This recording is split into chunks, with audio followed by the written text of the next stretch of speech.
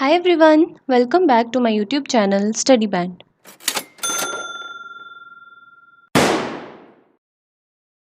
तो जैसे कि आप सब जानते हैं we were doing partnership and उसी की कंटिन्यूटी में today it is part 7 of that topic. अगर किसी ने इसके प्रीवियस लेक्चर्स नहीं देखे हैं तो वो प्लेलिस्ट में जाकर देख ले so that you can understand today's lecture properly, क्योंकि काफ़ी सारे ऐसे टॉपिक्स हैं जो पिछले टॉपिक से भी रिलेटेड होंगे। तो इट विल बी बेटर कि आप पहले प्रीवियस लेक्चर्स को देखें देन उसी के बाद इस वीडियो को कंटिन्यू करें। ओके तो स्टार्ट करते हैं बिना किसी देरी के। सबसे पहले तो मैं आपको बताऊं हमने क्या स्टार्ट किया था, एक topic about reconstitution of partnership. मैंने बोला था कि पार्टनरशिप किन किन केसेस में रिकॉन्स्टिट्यूट हो सकती है। एक तो सबसे पहले कि अगर उनकी प्रॉफिट शेयरिंग रेशो में चेंज आ जाए, change in profit sharing ratio. Then मैंने आपको बताया था कि अगर किसी पार्टनर की एडमिशन होती है, कोई न्यू पार्टनर एडमिट होता है पार्टनरशिप में, then also we say that the partnership is reconstituted. उसके बाद मैंने आपको बताया कि अगर किसी पार्टनर की रिटायरमेंट हो जाए या फिर डेथ हो जाए, उस केस में भी हम बोलते हैं कि हमारी पार्टनरशिप क्या हो गई, रिकॉन्स्टिट्यूट हो गई। तो ये मेजर केसेस हैं जिसकी वजह से हम कह सकते हैं that the partnership is reconstituted. Okay तो हमने जो प्रीवियस लेक्चर्स पढ़े थे उसमें ऑलरेडी मैंने आपको ये change in profit sharing ratio cover करवा दी है। चाहे उसमें सिर्फ यही कहा था कि ओल्ड रेशो दी है, न्यू रेशो दी है, तो हमें बताएं कि गेनिंग रेशो है, सेक्रीफाइसिंग रेशो क्या है। देन इसी में मैंने आपको बता दिया था कि एडमिशन के टाइम पे भी अगर रेशोज में चेंज आएंगे तो कैसे कैलकुलेशन होगी, और वेदर इट इज़ रिटायरमेंट और केस, इन सब के केसेस मैंने आपको बता दिए थे इसी लेक्चर में। देन हमने एडमिशन ऑफ अ पार्टनर के बारे में भी पढ़ा। अभी जो मेरा लेटेस्ट लेक्चर रहा था वो इसी पे ही था। इसमें हमने काफ़ी डिटेल में समझा कि एडमिशन के टाइम पे क्या क्या ट्रीटमेंट होते हैं, कैसे गुडविल का ट्रीटमेंट होगा, कैसे रिवैल्यूएशन अकाउंट बनता है, देन रिवैल्यूएशन अकाउंट के थ्रू कैसे एंट्रीज बनाई जाती हैं। काफ़ी अच्छे से मैंने आपको समझाया है, तो आप अच्छे से उस लेक्चर को देखें, उसके बाद कंटिन्यू करें, क्योंकि आज का हमारा टॉपिक क्या रहेगा, retirement and death of a partner. ये मैंने आपको नहीं कराया, पर कुछ ऐसे केसेस होंगे इसमें जो बिल्कुल रिलेटेड होंगे with the admission of a partner. जैसे कि इसमें हम पढ़ेंगे रिजर्व्स का ट्रीटमेंट कैसे होता है, गुडविल का ट्रीटमेंट कैसे होता है, इसमें भी हमने समझना है ना। तो काफ़ी सारी चीज़ें जो इनमें होंगी वो रिलेटेड होंगी विद द एडमिशन। तो आप इसको देखें, देन उसी के बाद रिटायरमेंट को कंटिन्यू करें। ओके तो स्टार्ट करते हैं। Retirement of a partner.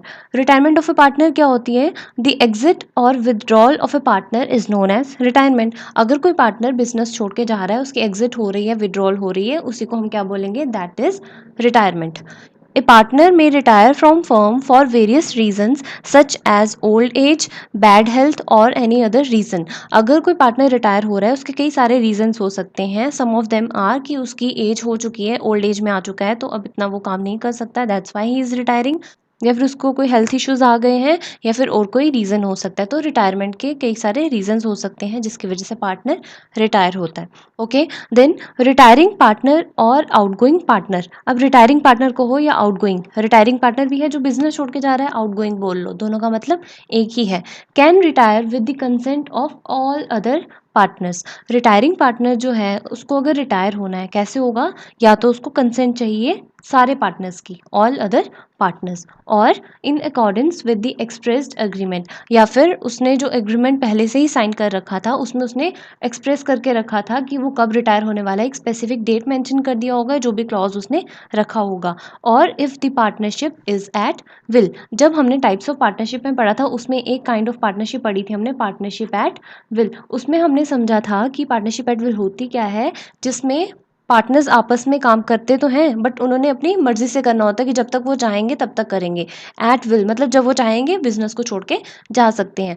तो एक पार्टनर को रिटायर होना है कैसे हो सकता है, या तो वो बोलेगा कि सारे पार्टनर्स की कंसेंट ले लेगा और चला जाएगा बिजनेस से, या फिर अग्रीमेंट में स्पेसिफिकली एक्सप्रेस कर देगा, या फिर अगर उसने पार्टनरशिप एट विल के अकॉर्डिंग ज्वाइन करा था तो वो छोड़ के जा सकता है। क्लियर है यहाँ तक।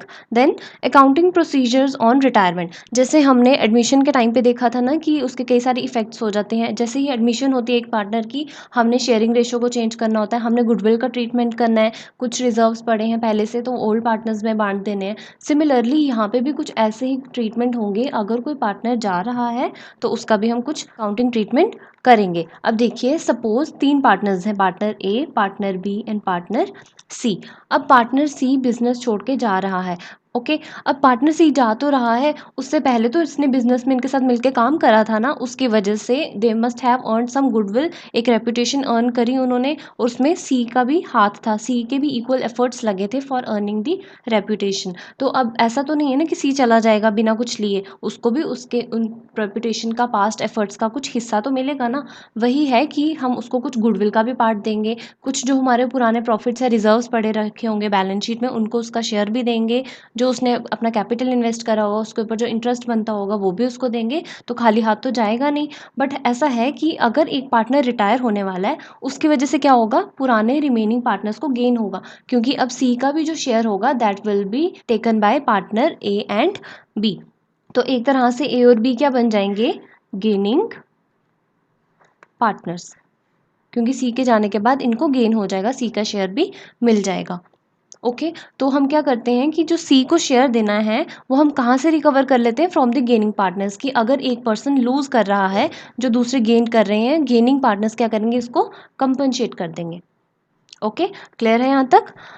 तो क्या क्या अकाउंटिंग प्रोसीजर्स पढ़ने हैं मेजर हमने रिटायरमेंट में, एक तो revaluation of assets and liabilities. Revaluation of assets and liabilities मैंने आपको एडमिशन में अच्छे से क्लियर कर दिया था, अब मैं दोबारा यहाँ पे रिपीट नहीं करूँगी, वही जिसकी वजह से हम क्या बनाते थे फिर, रिवैल्यूएशन अकाउंट। और मैंने आपको बताया था कि रिवैल्यूएशन अकाउंट का जो प्रॉफिट आए या फिर लॉस आए, that should B distributed among the partners in their old ratio. तो वैसे ही ए बी और सी, चाहे सी रिटायर भी हो रहा है बट इसको भी ये रिवैल्यूएशन अकाउंट के जो भी बैलेंस आएगा उसका हिस्सा मिलेगा इन देयर स्पेसिफाइड रेशियो, जो भी पहले से डिसाइडेड थी। ठीक है। Then transfer of reserves to retiring partner.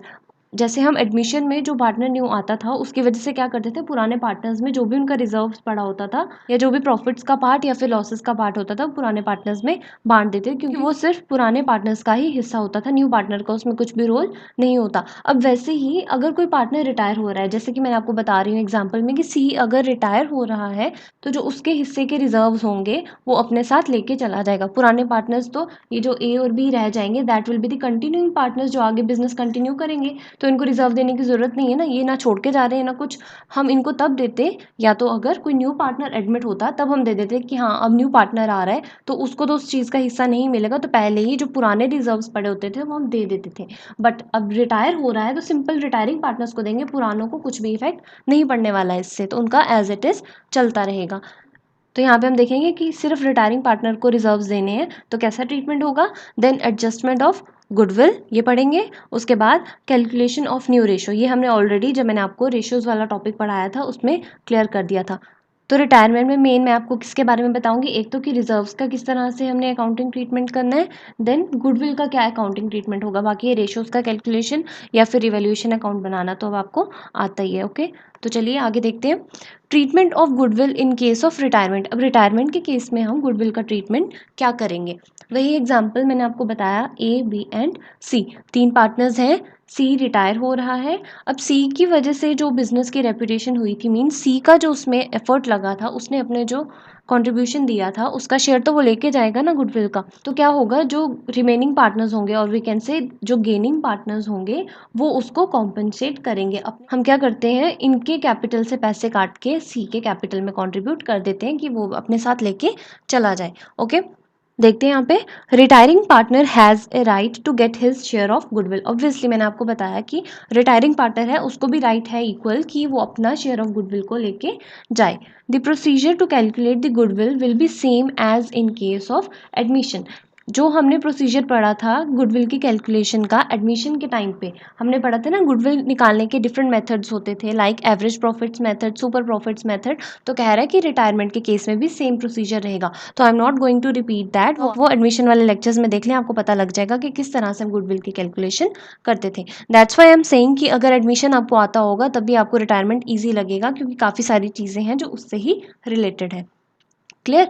Then, in case goodwill is already appearing in the balance sheet at the time of retirement, अगर गुडविल पहले से ही हमारी बैलेंस शीट में अपेयर हो रही है, जैसे कि हमने एडमिशन में पढ़ा कि जब हमारी बैलेंस शीट में गुडविल पहले से ही शो हो रही होती है तब हमने क्या करना होता है, गुडविल को राइट ऑफ करना होता है। ये एडमिशन की बात बता रही हूँ, पहले राइट ऑफ करते थे किसमें, ओल्ड पार्टनर्स में, किसमें, ओल्ड रेशो में। तो यही सेम चीज़ हमने रिटायरमेंट में भी करनी है, हमने गुडविल को राइट ऑफ कर देना है। राइट ऑफ कैसे करेंगे? गुडविल हमारा एसेट है, ख़त्म हो गया, डिक्रीज़ हुआ तो हमने क्रेडिट करा टू गुडविल अकाउंट, वही ओल्ड रेशो में, और पुराने पार्टनर्स के कैपिटल अकाउंट को डेबिट करा, क्योंकि हम एक तरह से अपने एसेट को ख़त्म कर रहे हैं, लॉस ही उठा रहे हैं ना कि हम गुडविल को ख़त्म कर रहे हैं, तो कहाँ से उस चीज़ का लॉस बेयर करेंगे? तो हम बोलेंगे यही जो पार्टनर्स हैं सारे बिजनेस के, इन्हीं से हम रिकवर कर लेंगे, तो इनके कैपिटल से हम निकालेंगे पैसा, तो कैपिटल क्या होगा? डिक्रीज होगा। And when ever your capital decreases तो हम करते हैं डेबिट, इसीलिए हम एंट्री क्या करेंगे? All partners capital account debit to goodwill account. और एडमिशन के टाइम पे भी हमने यही लिखी थी एंट्री, बट वहाँ पे क्या था? Old partners capital account debit to goodwill account. वहाँ पे ओल्ड पार्टनर्स इसलिए था, ऑल नहीं था। ऑल ले लेते तो हमारा जो न्यू पार्टनर भी एडमिट हो रहा था वो भी इंक्लूड हो जाता, बट न्यू पार्टनर का कोई भी रोल नहीं होता जो पहले से ही बैलेंस शीट में गुडविल आ रही होती है।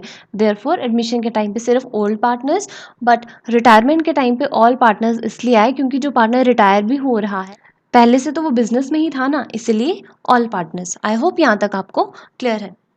एंड प्लीज़ वीडियो को जो देख रहा है साथ में वीडियो को लाइक भी कर दे, and if anybody is new to the channel तो सब्सक्राइब भी कर लें ताकि आपको मेरे आने वाले लेक्चर्स के रेगुलर अपडेट्स मिलते रहें। ओके, तो एक ट्रीटमेंट ये हो गया कि रिटायरमेंट है तो गुडविल अगर पहले से ही बिजनेस में अपेयर हो रही है, हमारी बैलेंस शीट में अपेयर हो रही है, then you have to write it off. और साथ में क्या होगा? मैंने आपको बताया है कि जो रिटायरिंग पार्टनर है वो तो अपना शेयर लेके जाएगा, गुडविल का पैसा लेके ही जाएगा। तो कैसे होगा? मैंने आपको बता दिया कि जो गेनिंग पार्टनर्स होंगे, जो ऑलरेडी अब कंटिन्यू करते रहेंगे बिजनेस को, उनके कैपिटल से हम रिकवर कर लेंगे उतना हिस्सा और रिटायरिंग पार्टनर को दे देंगे।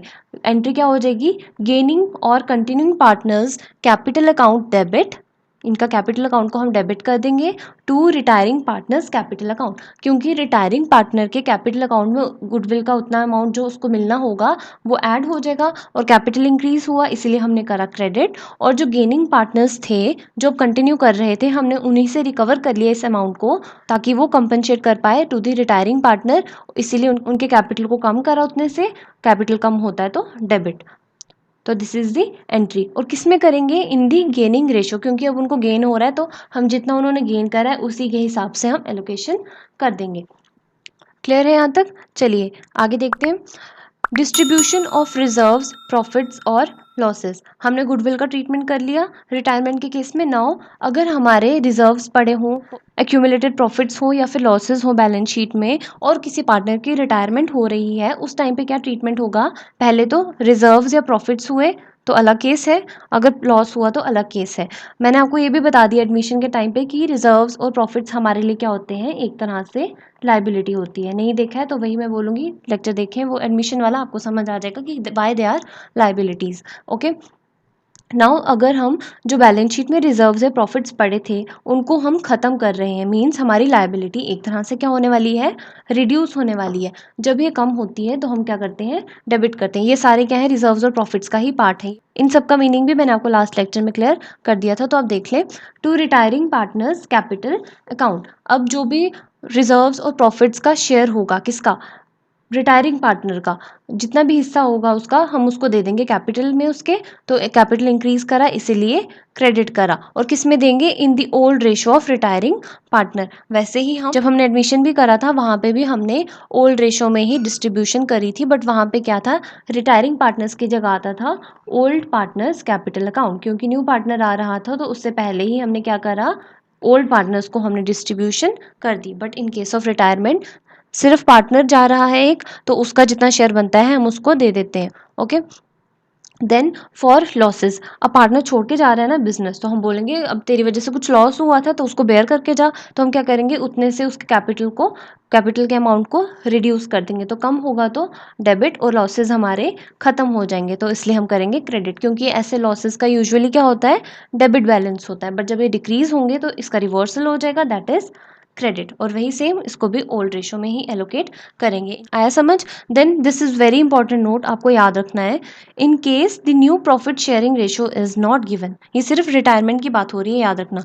अगर आपको न्यू प्रॉफिट शेयरिंग रेशो नहीं दी है व्हेन अ पार्टनर रिटायर्स, अगर कोई पार्टनर रिटायर हो रहा है और आपको न्यू प्रॉफिट शेयरिंग रेशो नहीं दी है क्वेश्चन में, जैसे हम करते हैं ना कि रेशोज की कैलकुलेशन करनी है, तो एक शॉर्टकट है। अगर रिटायरमेंट के केस में आपको न्यू प्रॉफिट शेयरिंग रेशो नहीं दी, उस टाइम पे हम क्या मानते हैं? Then the old ratio will be the gaining as well as the new ratio.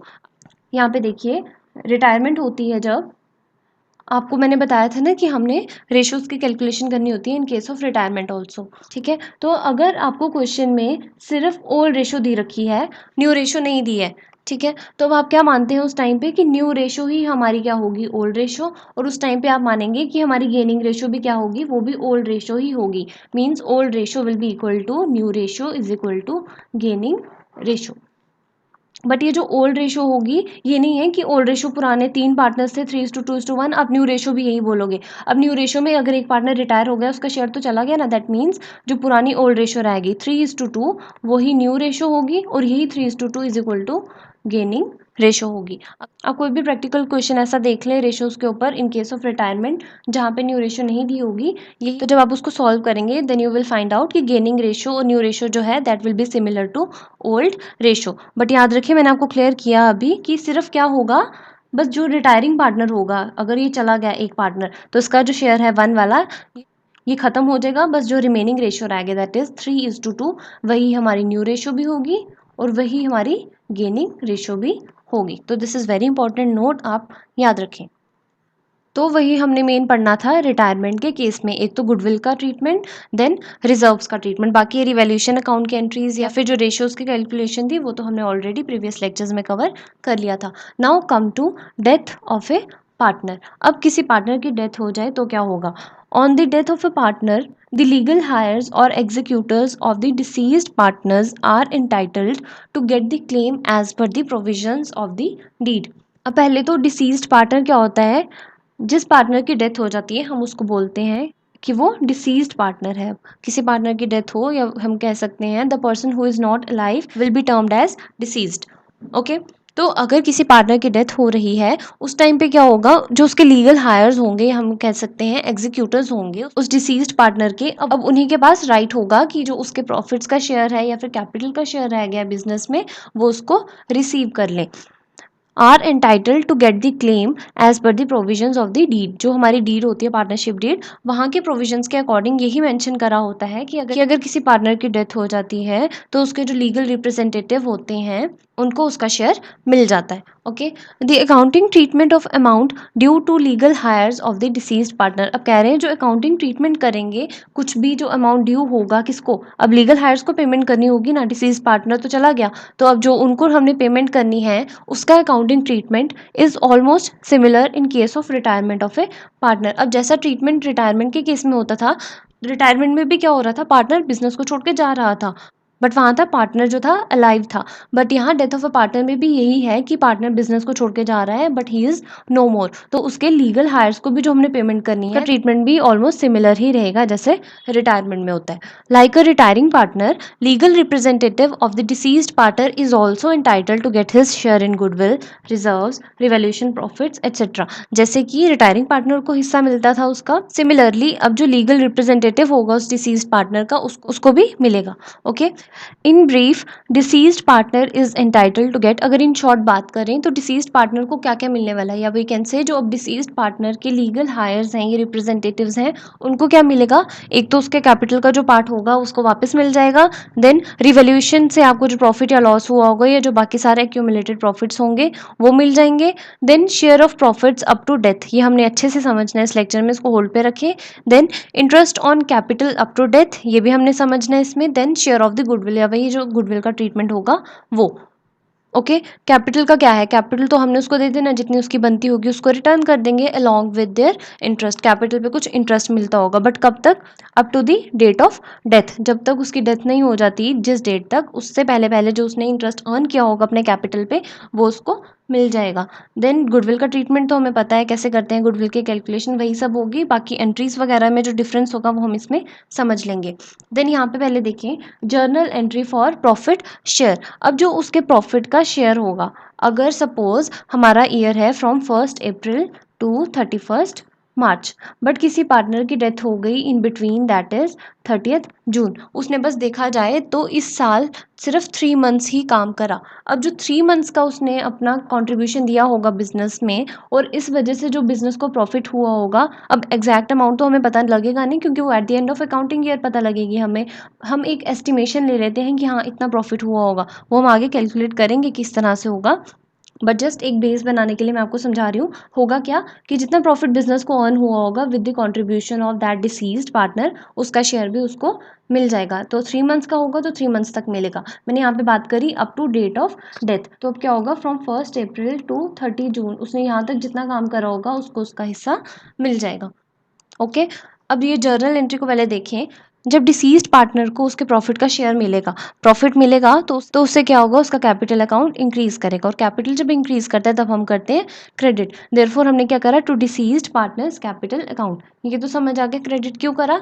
But कई बार क्या होगा, यहाँ पे आपको क्वेश्चन में या कोई भी एमसीक्यू भी देखोगे ना, कभी उन्होंने पूछ लिया होगा कि किसको डेबिट करें, कंटिन्यूइंग पार्टनर्स कैपिटल अकाउंट या profit and loss suspense account. दोनों ही करेक्ट हैं डिपेंडिंग अपॉन की क्वेश्चन में क्या दिए रखा है। अब यहाँ पे कई बार ये क्यों होगा मैं आपको समझाती हूँ। पहले तो एंट्री आप याद रख लें।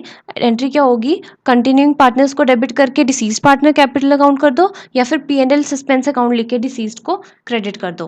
क्या होगा, journal entry for deceased partners share of profits. अगर किसी पार्टनर की डेथ हो रही है तो मैंने आपको बताया कि उसको उसके प्रॉफिट का हिस्सा तो मिलेगा ना। प्रॉफिट कम होगा, प्रॉफिट का जनरल बैलेंस क्या होगा, क्रेडिट होगा। बट जब प्रॉफिट डिक्रीज हो जाएगा तब हम क्या कर देंगे, प्रॉफिट को डेबिट कर देंगे। और ये होगा क्या, बिजनेस के लिए एक तरह से खर्चा ही होगा कि क्या वो पार्टनर तो चला गया, उसके हिस्सा तो दे देंगे, तो प्रॉफिट खत्म हो रहा है। देयरफॉर हमने प्रॉफिट एंड लॉस अकाउंट को क्या करा, डेबिट करा। सस्पेंस नाम वो लिख देते हैं जस्ट टू रिमेंबर कि हाँ ये डिसीज्ड पार्टनर का शेयर था। ओके, वही to deceased partners capital account की उसके कैपिटल में इंक्रीज आ जाएगा क्योंकि उसको प्रॉफिट मिल रहा है, कैपिटल बढ़ गया तो क्रेडिट हुआ।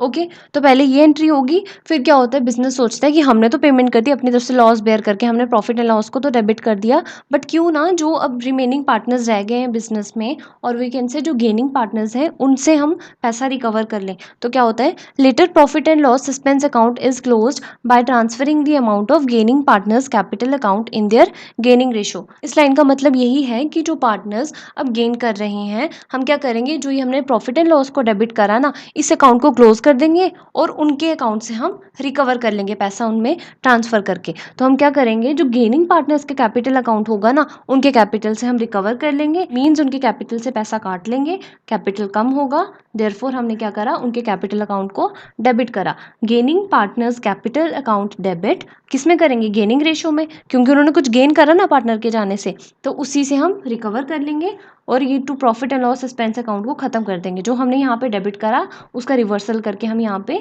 क्रेडिट कर देंगे। तो अगर हम देखें अब कि एंट्री क्या बनती है, अगर ये डेबिट क्रेडिट आपस में कट जाएंगे ना, तो एंट्री क्या बन जाएगी, ये कट गया, यहाँ पे देखें profit and loss suspense account यहाँ से भी कट गया और यहाँ से भी कट गया, रह क्या गया, देखो यहाँ पे gaining partners capital account debit, ये हो गया gaining partners capital account debit to deceased partners capital account, ये हो गया to deceased partners capital account. तो ओके, तो अगर अब आप ये जर्नल एंट्री अब देखेंगे, हमने यहाँ पे पहले क्या देखा, profit and loss suspense account debit. अब इसको अगर कंटिन्यूइंग को छोड़ दें, या तो एंट्री होगी profit and loss suspense account debit to deceased partners capital account. वो एंट्री कब हुई होगी, अगर वो सिर्फ यही फर्स्ट केस लेके चलेंगे, बाकी आगे वो रिकवर नहीं करेंगे गेनिंग पार्टनर्स से। तो चाहे ये एंट्री दी हो, या फिर मैंने आपको सेकंड क्या बोला, या तो हो सकता है continuing partners capital account debit to deceased partners capital account, means इन दोनों में से तो एक होगा। ठीक है, ये continuing partners capital account to deceased partners आ गई, ये वाली लास्ट, गेनिंग पार्टनर्स बोलो या कंटिन्यूइंग बोलो। तो चाहे ये एंट्री लिखी हो फर्स्ट वाली, एक मिनट में क्लियर कर दूं स्क्रीन को, चाहे ये फर्स्ट वाली एंट्री हो ये, या फिर ये लास्ट में जो एंट्री दी है सेकंड, ये दोनों में से कोई भी एंट्री दी होगी, दोनों ठीक ही होगी, डिपेंडिंग अपॉन कि अगर बिजनेस ने रिकवर कर लिया है पैसा फ्रॉम द गेनिंग पार्टनर्स, तब ये एंट्री कट के बाद में ये आ रही है। बट वो क्या करते हैं, एक बार डायरेक्टली या तो ये मेंशन कर देते हैं या फिर ये कर देते हैं, तो दोनों एंट्रीज हों कुछ भी हो, दैट विल बी सेम। यही मैंने यहाँ पे चीज़ आपको बताई है, तो उसको कंफ्यूज नहीं होना, ये मैंने जस्ट आपको बताया कि कंबाइन करके ऐसे होती है। अगर पार्ट्स में हमने समझना है कि कैसे बनी है entry, then it is like this. Okay, समझ आया। देन आगे चलते हैं, डिसीज्ड पार्टनर्स कैपिटल अकाउंट। अब जैसे एडमिशन के टाइम पे भी हमने पार्टनर्स कैपिटल अकाउंट बनाने होते थे सबके, सिमिलरली यहाँ पे भी पार्टनर्स के कैपिटल अकाउंट बनेंगे। बाकी तो रिमेनिंग एज इट इज़ बनते रहेंगे। आपको पता है कैपिटल अकाउंट कैसे बनाना है, किस वजह से पार्टनर का कैपिटल अकाउंट क्रेडिट होगा या डेबिट होगा। बट यहाँ पे हम मेन किसका सीख रहे हैं, डिसीज्ड पार्टनर के कैपिटल अकाउंट का, क्योंकि हमें ये समझ आना चाहिए, क्योंकि इसी में ही एंट्रीज होंगी। सब कुछ हमने डिसीज्ड पार्टनर्स की डिस्ट्रीब्यूशन का ही यहाँ पे देखना है। बाकी तो ईजी है, जैसे चलता है। बस डिसीज्ड में जो हमने एलोकेशन करनी है उसको समझना है, तो इसी का ही कैपिटल अकाउंट स्पेसिफिकली मैं आपको समझा रही हूँ। ओके, पहले तो है डिसीज पार्टनर कैपिटल अकाउंट में क्रेडिट साइड की बातें करते हैं। ठीक है, ये तो पता है ना कि कैपिटल इंक्रीज होगा तो क्रेडिट, कैपिटल डिक्रीज होगा तो डेबिट, ही डेबिट या क्रेडिट। अब आपको पता है कैपिटल का जनरल बैलेंस क्या होता है, क्रेडिट ही होता है, इसीलिए ओपनिंग बैलेंस यहाँ पे आएगा by balance brought down. Then capital increase होता है हमारा इंटरेस्ट ऑन कैपिटल से, कुछ सैलरी या कमीशन मिल जाए या कोई अनडिस्ट्रीब्यूटेड प्रॉफिट्स रह गए हैं, देन कोई अगर रिवैल्यूएशन का प्रॉफिट आया वो भी उसको दे दिया, या फिर उसका कोई गुडविल में शेयर था तो हम उसको किससे लिखेंगे, bye gaining partners capital account. अब आप सोचेंगे कि गेनिंग पार्टनर्स कैपिटल अकाउंट क्यों आया, अब ये जर्नल एंट्री से हुआ ना, देखो यहाँ पे मैंने लिखा है ट्रीटमेंट ऑफ गुडविल, पहले आप यही समझ लो फिर इससे अच्छा।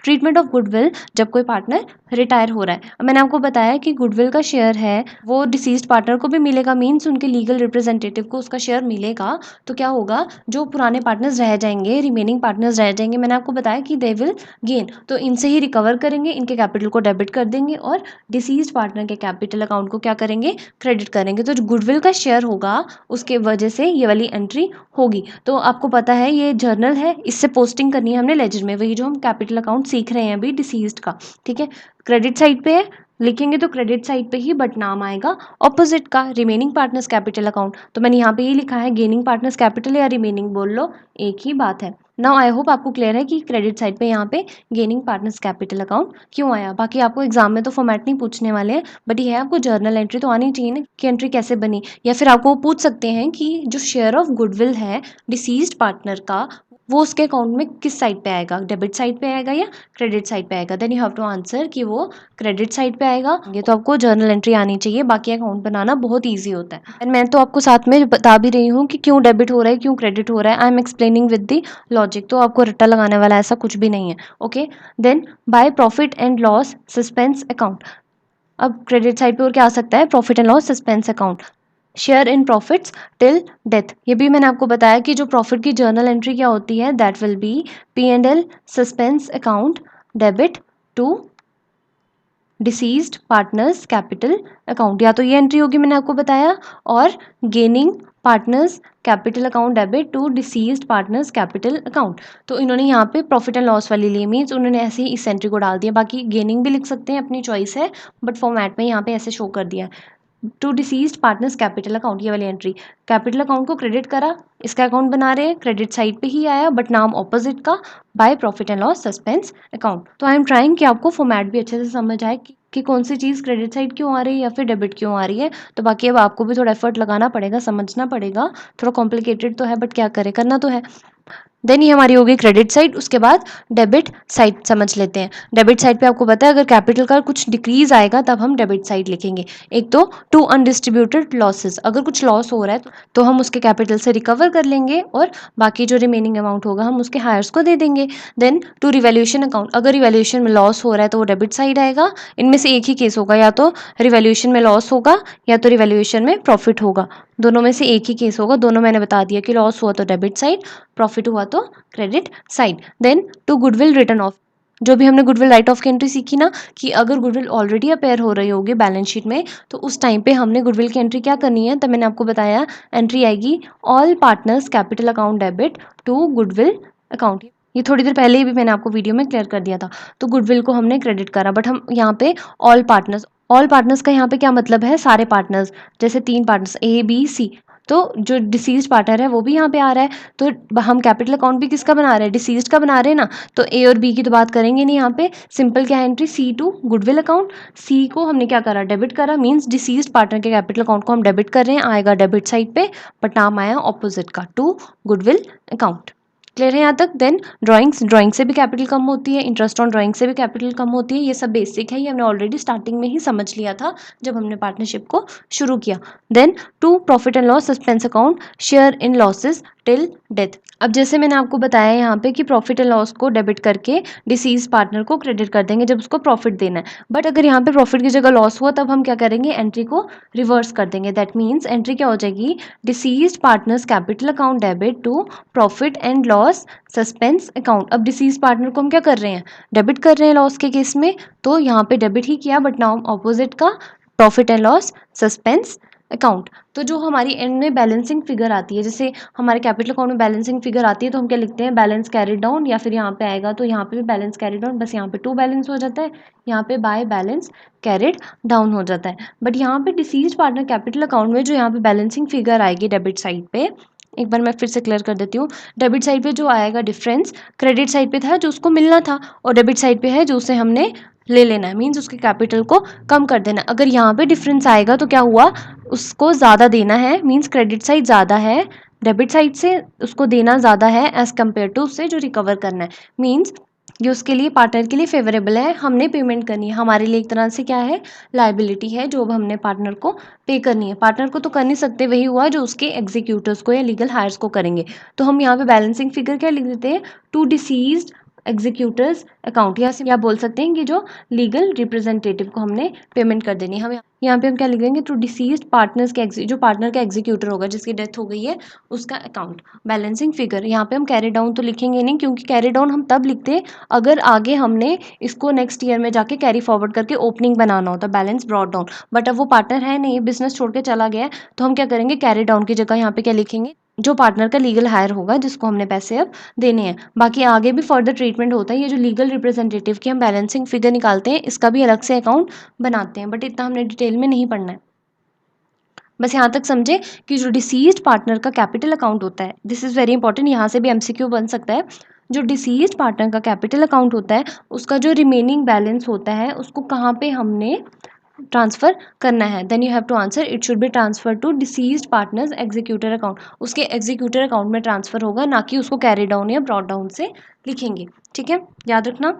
यहाँ पे लिखा भी है the account to which deceased partners capital balance is transferred. जो अकाउंट, जिस अकाउंट में हमने डिसीज्ड पार्टनर के कैपिटल के बैलेंस को ट्रांसफ़र करना है is known as deceased partners executors loan account. या इस नाम से बोला कुछ भी, मीन्स हमने इन द एंड याद रखना है जो उसके एग्जीक्यूटर का अकाउंट होगा ना, हमने उसमें ट्रांसफ़र करना है। दिस इज इंपॉर्टेंट नोट, तो याद रखें। The amount due is transferred to this account because actually the payment is required to be made to the heirs of the deceased partner.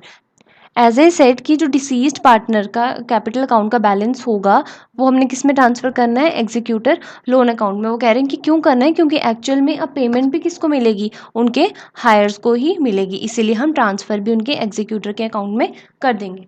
Okay, the payment में be made in full, या तो payment directly पूरी दे देंगे जितना balance बचता होगा। Suppose यहाँ पे 10,000 डिफरेंस आ रहा था तो पूरा का पूरा 10,000 हमने पेमेंट कर दी, that is in one installment, एक ही इंस्टॉलमेंट में, और in more than one installment. हो सकता है उन्होंने डिसाइड किया हो कि 5 इंस्टॉलमेंट्स में हम आपको धीरे धीरे पेमेंट करेंगे, दैट मीन्स 2,000 आपको ईच टाइम पे पेमेंट होगी 5 बार। ओके, तो इंस्टॉलमेंट्स में भी कर सकते हैं या फिर इन वन को भी पेमेंट कर सकते हैं depending upon the agreement. Main यहाँ पे क्या याद रखना है, सिंपल जो मैंने आपको बताया एग्जीक्यूटर के अकाउंट में है कि किस चीज़ों की वजह से वो क्रेडिट होता है और किन चीज़ों की वजह से वो डेबिट होता है।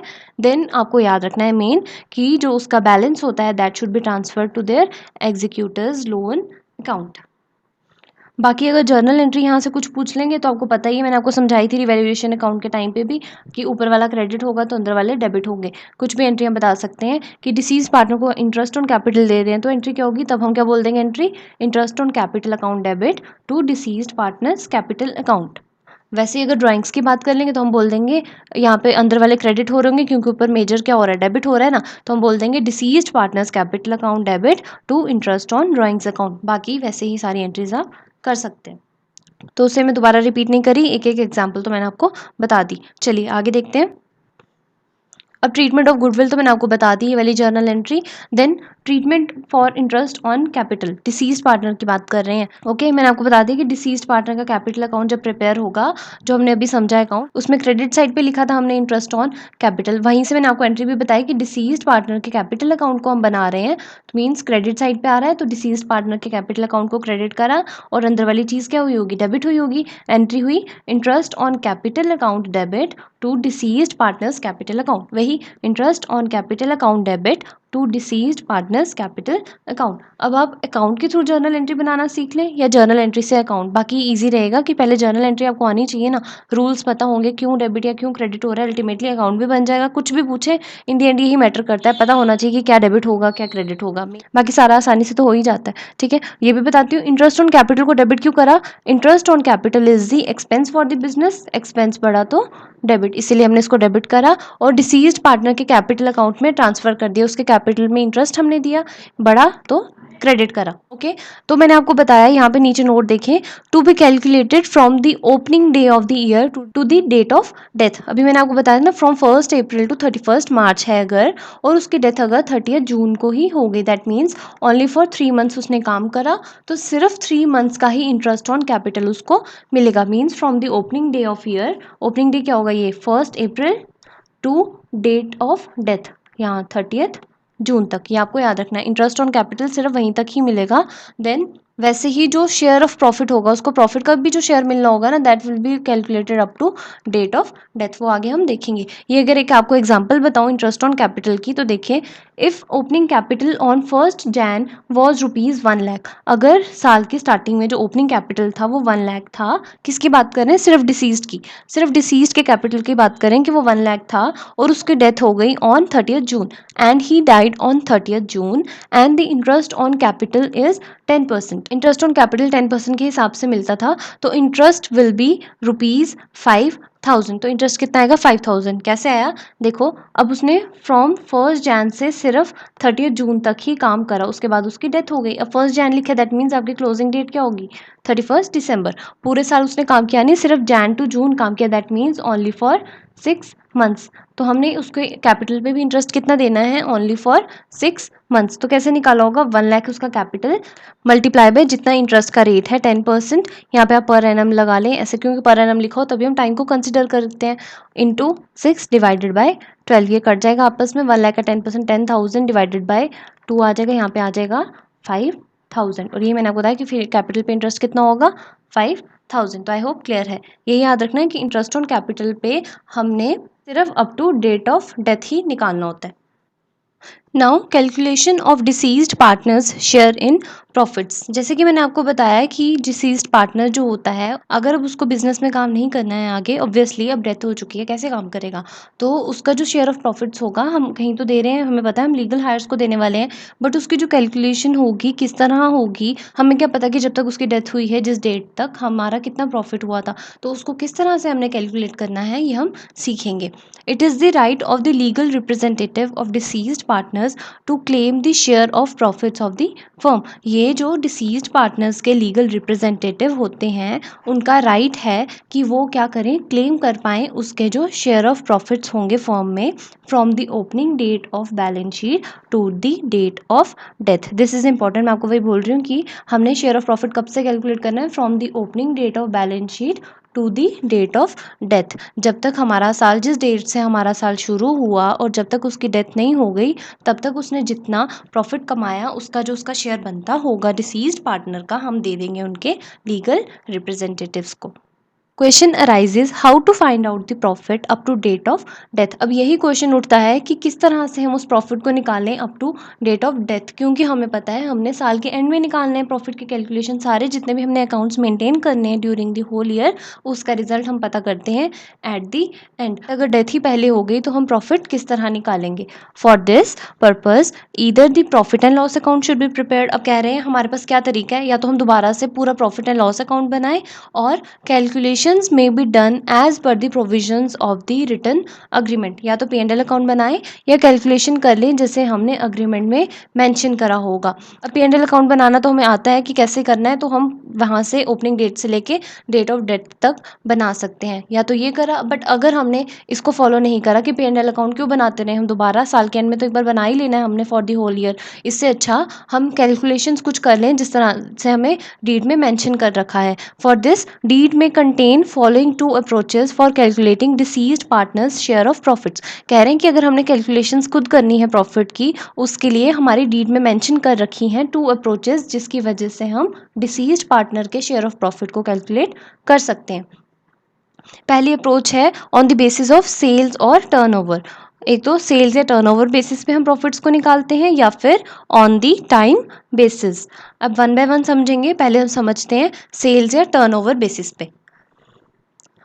ऑन सेल्स और टर्नओवर बेसिस, इसमें क्या होता है, in this the share may be ascertained using the last years sale and last years profit. अब सेल्स बोलो या टर्नओवर बोलो, दोनों का एक ही मतलब है। These both terms are used interchangeably.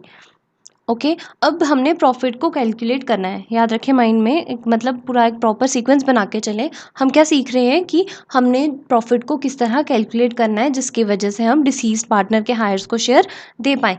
अगर हमारे पास प्रॉफिट नहीं है तो हम क्या करते हैं, एक अप्रोच ले लेते हैं कि हम क्या करते हैं, पुराने साल की सेल्स देख लेते हैं ना कितनी हुई थी। पुराने साल की सेल्स देखते हैं और पुराने साल का ही प्रॉफिट देखते हैं। उसके बेसिस पे हम क्या करेंगे, हम निकाल लेंगे प्रॉफिट की परसेंटेज पुराने साल की, और उसी के ही बेसिस पे हम एस्टिमेशन ले लेंगे कि हाँ अगर पुराने साल इतना प्रॉफिट हुआ तो इस साल भी हमारा इतना इसके आसपास तो हो ही जाएगा। तो उसके बाद हमने जितनी करंट ईयर में सेल्स कमाई up to date of death तब तक हम निकाल लेते हैं। And then calculating the profit ratio of last year which is applied on the current year sales. वैसे तो छोड़ो थ्योरी है ना, पहले मैं आपको क्या करती हूँ, प्रैक्टिकल क्वेश्चन कराती हूँ तो उससे आपको ज़्यादा क्लियर होगा। मैं पहले ही कहती हूँ प्रैक्टिकल करो तो थ्योरी अल्टीमेटली आपको समझ आ ही जाएगी। This is the question. A, B and C are partners in 2:2:1 ratio. ये इनकी प्रॉफिट शेयरिंग रेशियो थी। C dies on 30th June 2012.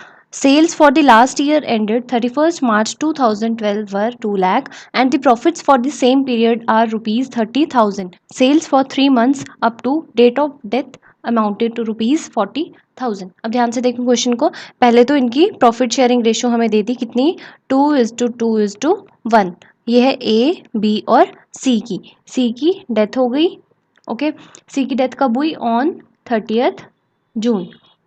और हमें सेल दी है लास्ट ईयर की 31st मार्च 2012 की। अब हमें पता है ये लास्ट ईयर 31st मार्च 2012 की है, तो हमें इस करंट ईयर की निकालनी है, दैट इज़ 31st मार्च 2013 की। हमारा ईयर कब से शुरू हुआ होगा, फ्रॉम 1st अप्रैल 2012, क्योंकि अगर लास्ट ईयर हमारा 31st मार्च 2012 को ख़त्म हो रहा है तो अभी हमारा स्टार्ट किस पे होगा, 1st अप्रैल 2012 को। ये है हमारे करंट ईयर की सिचुएशन।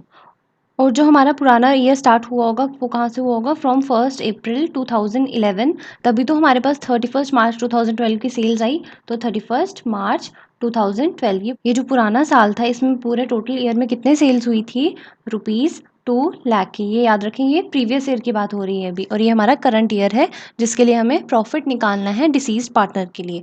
ओके, लास्ट ईयर की सेल्स हुई थी रुपीज़ 2 लाख और लास्ट ईयर का प्रॉफिट था हमारा रुपीज़ 30,000। क्या करेंगे जब हमने प्रॉफिट निकालना होता है on the basis of sales और टर्नओवर, सबसे पहला हमारा स्टेप होता है कि जो लास्ट ईयर का प्रॉफिट और लास्ट ईयर की सेल्स है उससे आप पहले प्रॉफिट परसेंटेज निकाल लें। हम क्या करेंगे, 30,000 divided by 2 lakh multiply by 100, हमारा कितना परसेंटेज आ जाएगा, 15%। हम बोलेंगे लास्ट ईयर में हमने 15% का प्रॉफिट अर्न करा था। This is simple. हम क्या करते हैं प्रॉफिट परसेंटेज निकालने के लिए, profit divided by sales into 100। ये तो काफ़ी बेसिक है। पहले हमने निकाला, फर्स्ट स्टेप में रेट निकाला, देन हमने क्या करना है, वही रेट हम मानेंगे कि इस ईयर में भी हमें इतना ही हुआ होगा। बट इस ईयर में हमने कितना निकालना है, only up to the date of death, क्योंकि हम डिसीज्ड पार्टनर का शेयर निकाल रहे हैं। तो जब तक उसने काम करा, जब तक वो अलाइव था तब तक हमने निकाल लिया, that is from 1st April to 30th June. Means 3 months का हमने निकालना है। हमें 3 मंथ्स की सेल चाहिए पहले, तभी हम उस पर ये रेट लगा पाएंगे। तो हमें यहाँ पे ऑलरेडी गिवन है sales for the 3 months up to date of death. हमें निकालने की जरूरत नहीं है, डायरेक्टली उन्होंने बोल दिया कि जो 3 मंथ्स की सेल्स थी जब तक उसकी डेथ हुई वो थी रुपीज़ 40,000। तो हम बोलेंगे 40,000 की जो हमने बिजनेस में सेल अर्न करी फॉर 3 मंथ्स, उसको लगा देंगे यही सिमिलर रेट 15%। तो कितना आ जाएगा, 6,000। हम बोलेंगे जो ये रुपीज़ 6,000 का प्रॉफिट है, this is the profit for 3 months जो बिजनेस ने अर्न करा। कब से कब तक, from 1st April to 30th जून, जब तक उसकी डेथ हो गई। ओके, अब 6,000 है, पूरी फर्म का प्रॉफिट निकाला है हमने 3 मंथ्स का। अगर पूरी फर्म का 3 मंथ्स का प्रॉफिट है, मीन्स ये तीनों पार्टनर्स के लिए, पूरी फर्म में क्या आ रहे हैं, यही पार्टनर्स को ही हम कलेक्टिवली फर्म बोल रहे हैं ना। अगर तीनों पार्टनर्स का शेयर 6,000 है तो अगर हमने सिर्फ सी का शेयर निकालना है तो हम क्या करेंगे, मल्टीप्लाई बाय 1 डिवाइडेड बाय 5, क्योंकि 2 + 2 + 1 टोटल हो गया 5, उसको कर देंगे 1 डिवाइडेड बाय 5। तो कितना आ जाएगा, रुपीज़ 1200। तो हम बोलेंगे जो डिसीज्ड पार्टनर है, और वी कैन से जो सी जिसकी डेथ हो गई है उसका प्रॉफिट में कितना शेयर है 1200, जो हम उसके अब लीगल रिप्रेजेंटेटिव्स को दे देंगे। अब मैं एक बार आपको दोबारा समराइज करके ऐसे क्लियर फॉर्म में बताती हूँ कि क्या करना है। सबसे पहला स्टेप क्या होगा, आपने लास्ट ईयर की प्रॉफिट परसेंटेज निकालनी है। तो उसके लिए क्या होगा, last year profit divided by last year sales multiply by 100। Last year का प्रॉफिट हमें कितना दिया है, ₹30,000। 30,000 डिवाइडेड बाय लास्ट ईयर की सेल्स हमारी है 2 lakh, divided by 2 lakh multiply by 100, that is equal to 15%। पहला स्टेप ये करेंगे। देन सेकेंड स्टेप हमने क्या करना है, हमारे पास सेल्स होनी चाहिए करंट ईयर की। करंट ईयर की सेल्स हमारे पास है कितनी, 3 मंथ्स की sale for 3 months current year में कितनी चाहिए, बस only up to date of death, जो हमें दी रखी है ₹40,000। देन उसके बाद हमने क्या करना है, जो हमने फर्स्ट स्टेप में प्रॉफिट परसेंटेज निकाली वही हम इन सेल पे अप्लाई कर देंगे। 40,000 मल्टीप्लाई बाय 15%, वो हमारे पास आ गया करंट ईयर का प्रॉफिट कितना, 6,000 only up to the date of death. फिर हमने क्या करना है, यही 6,000 जो हमने प्रॉफिट निकाला उसमें से जो डिसीज्ड पार्टनर का शेयर है कितना है 1/5, उसको मल्टीप्लाई करके हमने शेयर ऑफ प्रॉफिट निकाल देना है, and this will be the answer. तो ये स्टेप्स हमें फॉलो करने हैं। अब दोबारा आ जाते हैं जो मैंने यहाँ पे थ्योरी लिखी थी।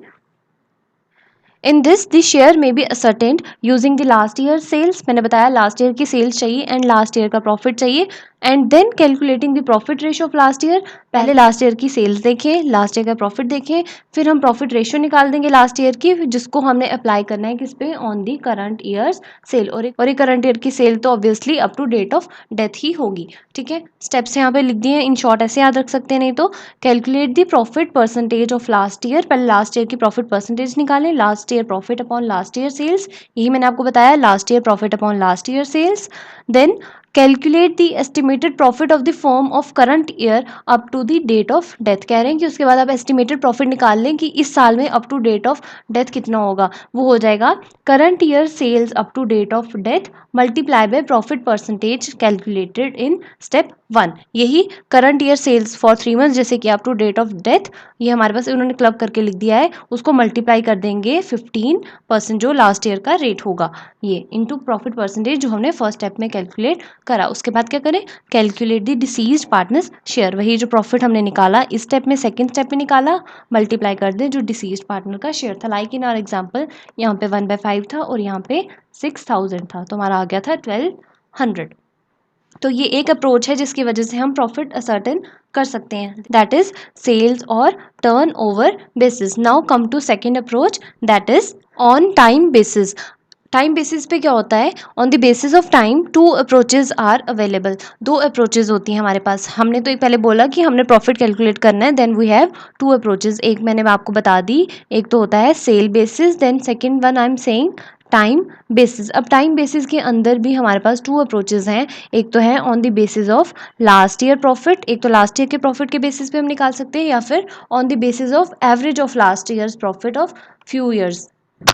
जो लास्ट ईयर के कुछ प्रॉफिट्स होंगे, जो फ्यू उसके भी पिछले सालों के 3-4 पीरियड्स के हम एवरेज लेके हम प्रॉफिट्स निकालेंगे। तो टाइम बेसिस पे वी हैव 2 अप्रोचेज, 1 बाय 1 सीखेंगे और ये इनके फॉर्मूला हैं, तो इससे बेटर है कि थ्योरी से पहले हम क्या सीखें, प्रैक्टिकल। मैंने आपको बोला प्रैक्टिकल करेंगे थ्योरी अल्टीमेटली क्लियर हो जाएगी। तो बात करेंगे पहले on the basis of last years profit.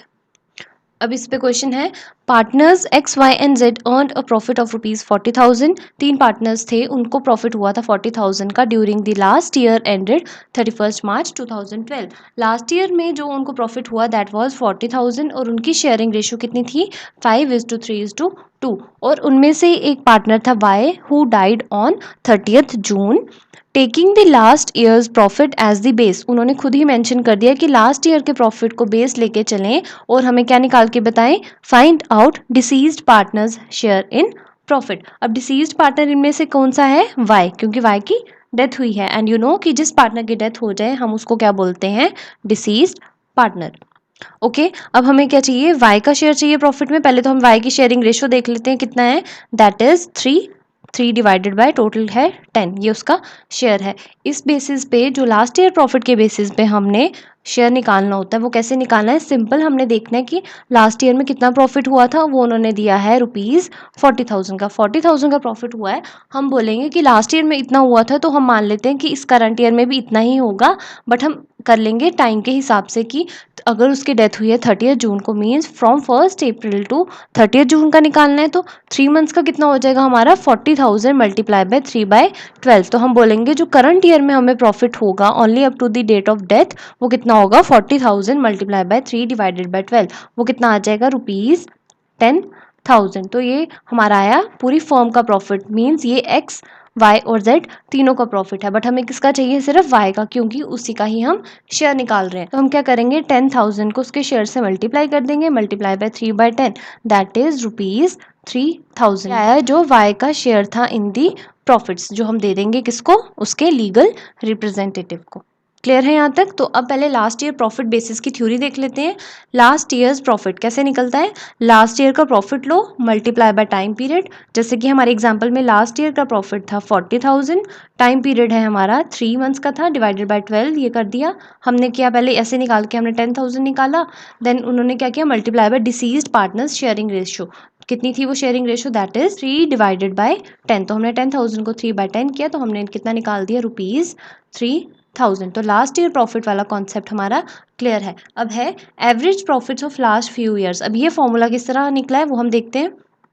Question is A B and C are partners sharing profits in 3:2:1 ratio. ये 3 पार्टनर्स थे, इनकी ये प्रॉफिट शेयरिंग रेशियो थी। As per the partnership deed the deceased partners share in profits is to be calculated on the basis of average profits of last few years. अभी थोड़ी देर पहले ही पढ़ा, या तो हम क्या कर लें, या तो प्रॉफिट एंड लॉस अकाउंट दोबारा बना लें, या फिर अगर आपको जो डीड में मेंशन कर दी है कि किस तरह से कैलकुलेशन करनी है उस हिसाब से करें। और इस क्वेश्चन में आपको डीड में बोला है कि आपने एवरेज प्रॉफिट्स को बेसिस लेके इस साल का प्रॉफिट निकालना है, और जो उसका शेयर बनता है डिसीज्ड पार्टनर का उसको दे देना। और इसमें डिसीज्ड पार्टनर कौन है, बी डाइड ऑन 30 जून को उसकी डेथ हो गई, and the profits of last 3 years were this, ये आपको 3 साल के प्रॉफिट्स दिए हैं। अब एवरेज प्रॉफिट्स की कैलकुलेशन काफ़ी ईजी है, हमने गुडविल में भी देखी थी। इसमें सिंपल क्या करना होता है, जो आपको लास्ट ईयर के प्रॉफिट्स दिए हैं उनका टोटल करें, then divided by total number of years, जितने आपको ईयर्स के प्रॉफिट्स दिए रखे हैं, दैट इज फॉर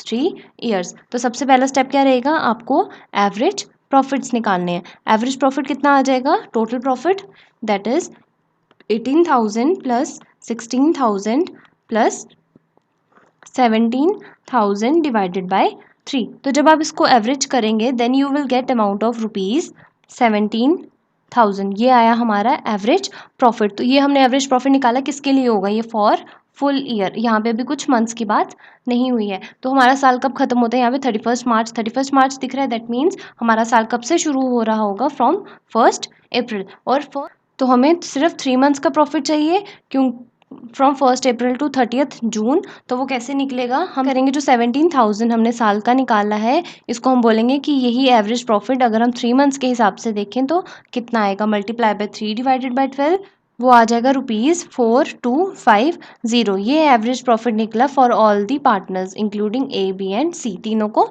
मिला के। बट बी की डेथ हो गई, और बी का शेयर कितना है हमारा 2 डिवाइडेड बाय 6, दिस वन 2। ठीक है, तो ये जो 4250 हमने एवरेज प्रॉफिट निकाला, 4250 को मल्टीप्लाई कर देंगे बी के शेयर के साथ, you will get the amount of ₹1416.6। ये थोड़ा राउंड ऑफ में आ गया, तो आप बोल दें इसको 1417।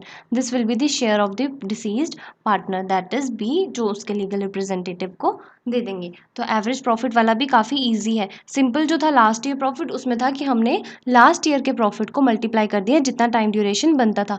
बट यहाँ पे लास्ट ईयर प्रॉफिट की जगह क्या हो जाएगा, सिंपल एवरेज प्रॉफिट्स निकालेंगे, उसको मल्टीप्लाई करेंगे टाइम ड्यूरेशन के साथ, then multiply it with the share of the deceased partner. अब देखते हैं theory. Average profits of last few years, क्या किया, एवरेज प्रॉफिट्स किया, एज ए सेट कि लास्ट ईयर प्रॉफिट की जगह आ जाएगा एवरेज प्रॉफिट्स, बाकी same time period divided by 12, then deceased partner की शेयरिंग रेशो। तो ये 2 अप्रोचेस थी, एक थी हमारी on the basis of sales और एक थी हमारी on the basis of time. और टाइम के अंदर भी 2 अप्रोचेस, एक था लास्ट ईयर का प्रॉफिट और एक था average profit of last years. I hope clear है यहाँ तक। प्लीज़ अगर आपको समझ आ रहा है देन प्लीज़ साथ ही साथ वीडियो को लाइक भी करें। ओके, तो हमने सीखा कि किस तरह से हम डिसीज्ड पार्टनर का शेयर निकालते हैं in the profits of the firm. अब ये था हमारा about the death of a partner जो हमने कंप्लीट कर लिया। नाउ एक तरह से रिटायरमेंट और डेथ कंप्लीट हो गया है। मैं आपको बता दूं अभी वीडियो थोड़ा और कंटिन्यू थोड़ा लंबा चलेगा आज का, क्योंकि इसी पार्ट में मैं आपको आज कराने वाली हूँ about the dissolution of partnership firm. तो अगर किसी को वीडियो पार्ट्स में देखना है मीन्स टिल रिटायरमेंट और डेथ देख लीजिए, जो डिसोल्यूशन का पार्ट है बाद में देख लेना, बट मैं आपको आज ही टॉपिक में ये सब कवर करवाने वाली हूँ। ठीक है, तो ये थे डेथ का। और ये कुछ क्वेश्चन है for you as a homework, जो अभी तक हमने जितना पढ़ा उसी के बेसिस पे रिटायरमेंट और डेथ पे ही बेस्ड है। आप इसे सॉल्व करें, then let me know the answer in the comment section. आप इसका स्क्रीनशॉट ले लीजिए या नोट डाउन कर लीजिए, आपकी मर्जी। Now let's start with the dissolution of partnership firm. हमने रिटायरमेंट और डेथ को भी कंप्लीट कर लिया। Dissolution of partnership firm. अब डिसोल्यूशन ऑफ पार्टनरशिप फर्म क्या है पहले रीड कर लेते हैं। When all and every one of the members of a firm stop to carry on the business of a firm, it is termed as dissolution of partnership firm. पहले तो नाम से ही डिसोल्यूशन मीन्स डिसॉल्व होना, किसी चीज़ मतलब खत्म हो जाना चीज़ का। ठीक है, डिसॉल्व भी बोल सकते हैं, जैसे पानी में कुछ डिसॉल्व हो जाता है, वो चीज़ की एग्जिस्टेंस ही नहीं रहती। सिमिलरली पार्टनरशिप भी खत्म हो जाती है, उस टाइम पे हम क्या बोलते हैं, डिसोल्यूशन ऑफ पार्टनरशिप फर्म हो गई। पार्टनर्स के बीच में पार्टनरशिप ही खत्म होगी, अब उन्होंने कुछ काम ही नहीं करना है आगे further, they will stop to continue the work of the business. तो उस टाइम पे हम बोलेंगे कि पार्टनरशिप फर्म की डिसोल्यूशन हो गई। याद करें जब हमने बात की about the reconstitution of partnership, मैंने रिकॉन्स्टिट्यूशन ऑफ पार्टनरशिप में कहा था कि सिर्फ पार्टनरशिप खत्म हो रही है। यहाँ पे पार्टनरशिप खत्म होने का यहाँ पे मतलब था कि पुराना अग्रीमेंट कैंसिल हो रहा है, उनकी शेयरिंग रेशियोज वगैरह चेंज हो रही हैं, बट बिजनेस बंद नहीं हो रहा है। रिकॉन्स्टिट्यूशन में पूरा बिजनेस बंद नहीं होता, बट जब बात आती है कि डिसोल्यूशन हो रही है पार्टनरशिप फर्म की, दैट मीन्स यहाँ पे फर्म है, स्पेशली मीनिंग देखें, यहाँ पे फर्म की बात है, यहाँ पे फर्म ही बंद हो रही है, that means this is dissolving. और डिसोल्यूशन ऑफ पार्टनरशिप फर्म में आगे कुछ भी कंटिन्यू नहीं होने वाला, सारे पार्टनर्स भी चले गए, फर्म के सारे जितने एसेट्स हैं लाइबिलिटीज सब खत्म हो जाएगा। उसका ट्रीटमेंट तो हम आगे देख लेंगे, बट फॉर द टाइमिंग आप याद रखें रिकॉन्स्टिट्यूशन में होती है डिसोल्यूशन, तो होती है बट किसकी होती है, डिसोल्यूशन ऑफ पार्टनरशिप, सिर्फ और सिर्फ डिसोल्यूशन ऑफ पार्टनरशिप। याद रखें एमसीक्यू में आपको पूछ सकते हैं कि रिकॉन्स्टिट्यूशन के केस में डिसोल्यूशन ऑफ पार्टनरशिप होती है या dissolution of partnership firm, they both are different terms. Partnership firm की डिसोल्यूशन अलग बात है और डिसोल्यूशन ऑफ पार्टनरशिप की अलग बात है, तो याद रखेंगे। ओके, तो अब हम क्या टॉपिक पढ़ रहे हैं, about the dissolution of partnership firm. अभी तक जो हम पढ़ रहे थे that was dissolution of partnership, कि अग्रीमेंट वगैरह चेंज हो रहा है तो क्या करते थे, नाउ अगर हमारी पार्टनरशिप फर्म ही खत्म हो रही है, फर्म से भी क्या मतलब है कि ऑल पार्टनर्स, सारे पार्टनर्स को कलेक्टिवली हम बोलते हैं ना कि वो एक फर्म है, बट अगर सारे पार्टनर्स ही डिसॉल्व हो गए मीन्स उनका काम करना बंद हो गया, the firm will cease to exist, firm अब आगे कंटिन्यू नहीं होगी, तो उस टाइम पे हम बोलेंगे that is dissolution of partnership firm. Okay, when all and every one of the members of a firm stop to carry on the business of a firm, it is termed as dissolution of partnership firm।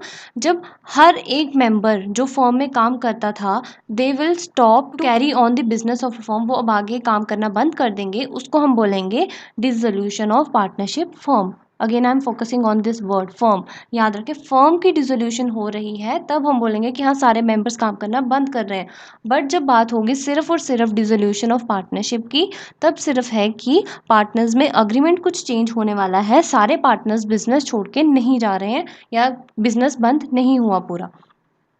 Okay, in other words, dissolution of partnership firm is when the entire firm ceases to exist। अगर दूसरे words में बात करें तो dissolution of partnership firm का क्या मतलब है, जब entire firm हुआ कि सारे partners ceases to exist, अब business में काम करने के लिए वो नहीं दिखेंगे, काम ही नहीं करेंगे, and there is a complete breakdown of the economic relationship among the partners. Complete breakdown of economic relationship क्या हुआ, इकोनॉमिक रिलेशनशिप हुआ इकोनॉमिकली मीन्स एक तरह से जिसमें उनको कुछ फ़ायदा हो रहा है इकोनॉमिकली इन मॉनिटरी टर्म्स, तो वो क्या है, अग्रीमेंट हुआ कि शेयरिंग रेशियोज वगैरह की बात आ जाएगी यहाँ पे। तो जब वही अग्रीमेंट ही नहीं रहा, कंप्लीट ब्रेक डाउन हो गया, चेंजेस नहीं आई हैं, कंप्लीट ब्रेक डाउन हो गया, अब उन्होंने आगे फर्दर कंटिन्यू करना ही नहीं है, उस टाइम पे बोलेंगे that it is dissolution of partnership firm.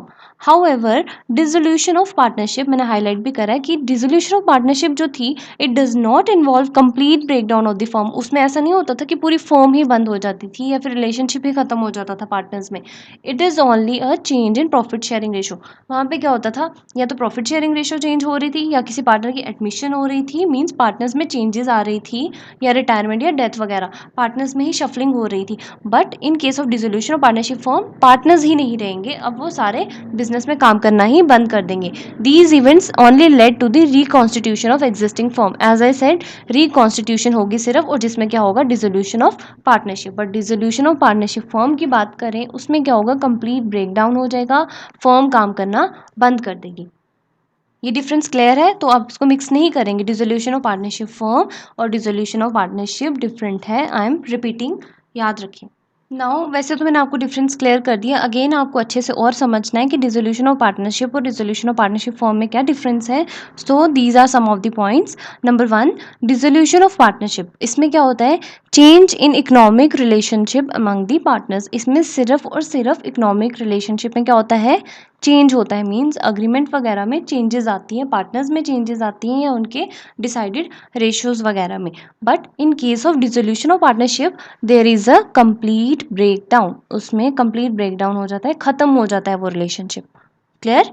Then dissolution of partnership में क्या होता है, does not effect the continuation of the business, it continues as before. मैंने आपको बता दिया कि इसमें बिजनेस जो होता है वो बंद नहीं होता, इसमें उसकी कंटिन्यूएशन को कुछ भी फर्क नहीं पड़ता, बिजनेस जैसे पहले चल रहा था वैसे ही चलता है, बस चेंजेस आ जाती हैं या तो पार्टनर्स में या फिर in their ratio. But in case of dissolution of partnership form, business discontinue हो जाता है, बिजनेस आगे कंटिन्यू नहीं होता है with the complete breakdown of economic relationship. जैसे यहाँ पे पढ़ लिया कि इकोनॉमिक रिलेशनशिप में भी ब्रेकडाउन हो जाता है। Okay, third, assets and liabilities are revalued. Revalue कैसे करते थे, with the help of revaluation account. हमने यही सीखा, चाहे एडमिशन हो या रिटायरमेंट वगैरह हो, ये सब इनमें हमने रिवैल्यूएशन करनी होती है अपने एसेट्स और लाइबिलिटीज़ की। सिंपल हम उनकी वैल्यूज़ को करेक्ट फॉर्म में ला रहे हैं। इन case of dissolution of partnership form में क्या है, हमें पता है फॉर्म ही नहीं रहेगी, काम ही नहीं करना है आगे कंटिन्यू, तो क्या करेंगे, एसेट्स और लाइबिलिटीज़ को हम रियलाइज़ कर लेते हैं। रियलाइज़ का यहाँ पे क्या मतलब है,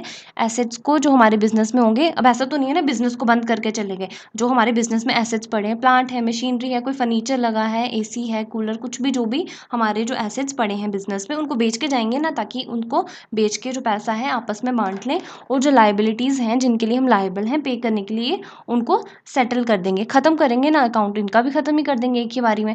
तो डिसोल्यूशन ऑफ पार्टनरशिप में सिर्फ और सिर्फ इनको रिवैल्यू किया जाता है, बट डिसोल्यूशन ऑफ पार्टनरशिप में इनको रियलाइज़ किया जाता है। और इसके लिए जैसे रिवैल्यूएशन अकाउंट बनता था रिवैल्यूट करने के टाइम, और रियलाइज़ के टाइम पे क्या बनेगा, रियलाइजेशन अकाउंट। ये हम आगे सीखेंगे, don't worry for that. But याद रखिए, in case of dissolution of partnership MCQ आ सकता है, डिसोल्यूशन ऑफ पार्टनरशिप के केस में रिवैल्यूएशन अकाउंट बनाते हैं या realization, then you have to answer, we have to prepare revaluation account. और डिसोल्यूशन ऑफ पार्टनरशिप फर्म के केस में हम क्या बनाते हैं, रियलाइजेशन अकाउंट।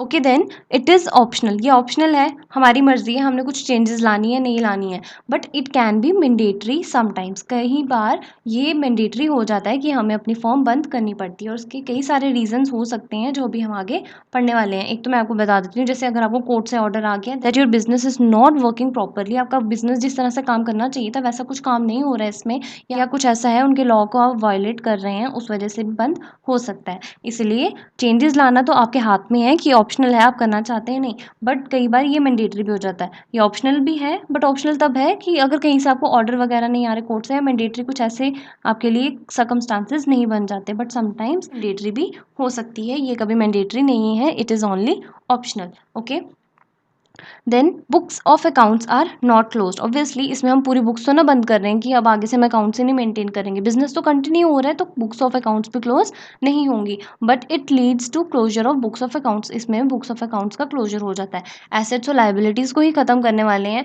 भाई, अब हम किसका अकाउंट बनाए, पूरा अकाउंट ही खत्म हो जाएगा ना, हमने फर्म ही नहीं आगे चलानी, तो इसमें हमारी बुक्स ऑफ अकाउंट्स का भी कोई रोल नहीं रहेगा आगे। Okay, revaluation account is prepared, बता दिया रिवैल्यू कर रहे हैं तो रिवैल्यूएशन अकाउंट बनाएंगे, और यहाँ पे realisation account is prepared. No interference of court, optional है, इसमें कोर्ट का कुछ काम ही नहीं, हम अपनी मर्जी से चेंजेस ला रहे हैं, बट कोर्ट में इंटरफेयर, यहाँ पे इंटरफेरेंस हो सकता है एज ए सेड कि यहाँ पे मैंडेटरी होता है, कई बार कोर्ट का भी ऑर्डर आ सकता है। नाउ आई होप आपको ये भी डिफरेंस क्लियर है between the dissolution of partnership and dissolution of partnership firm.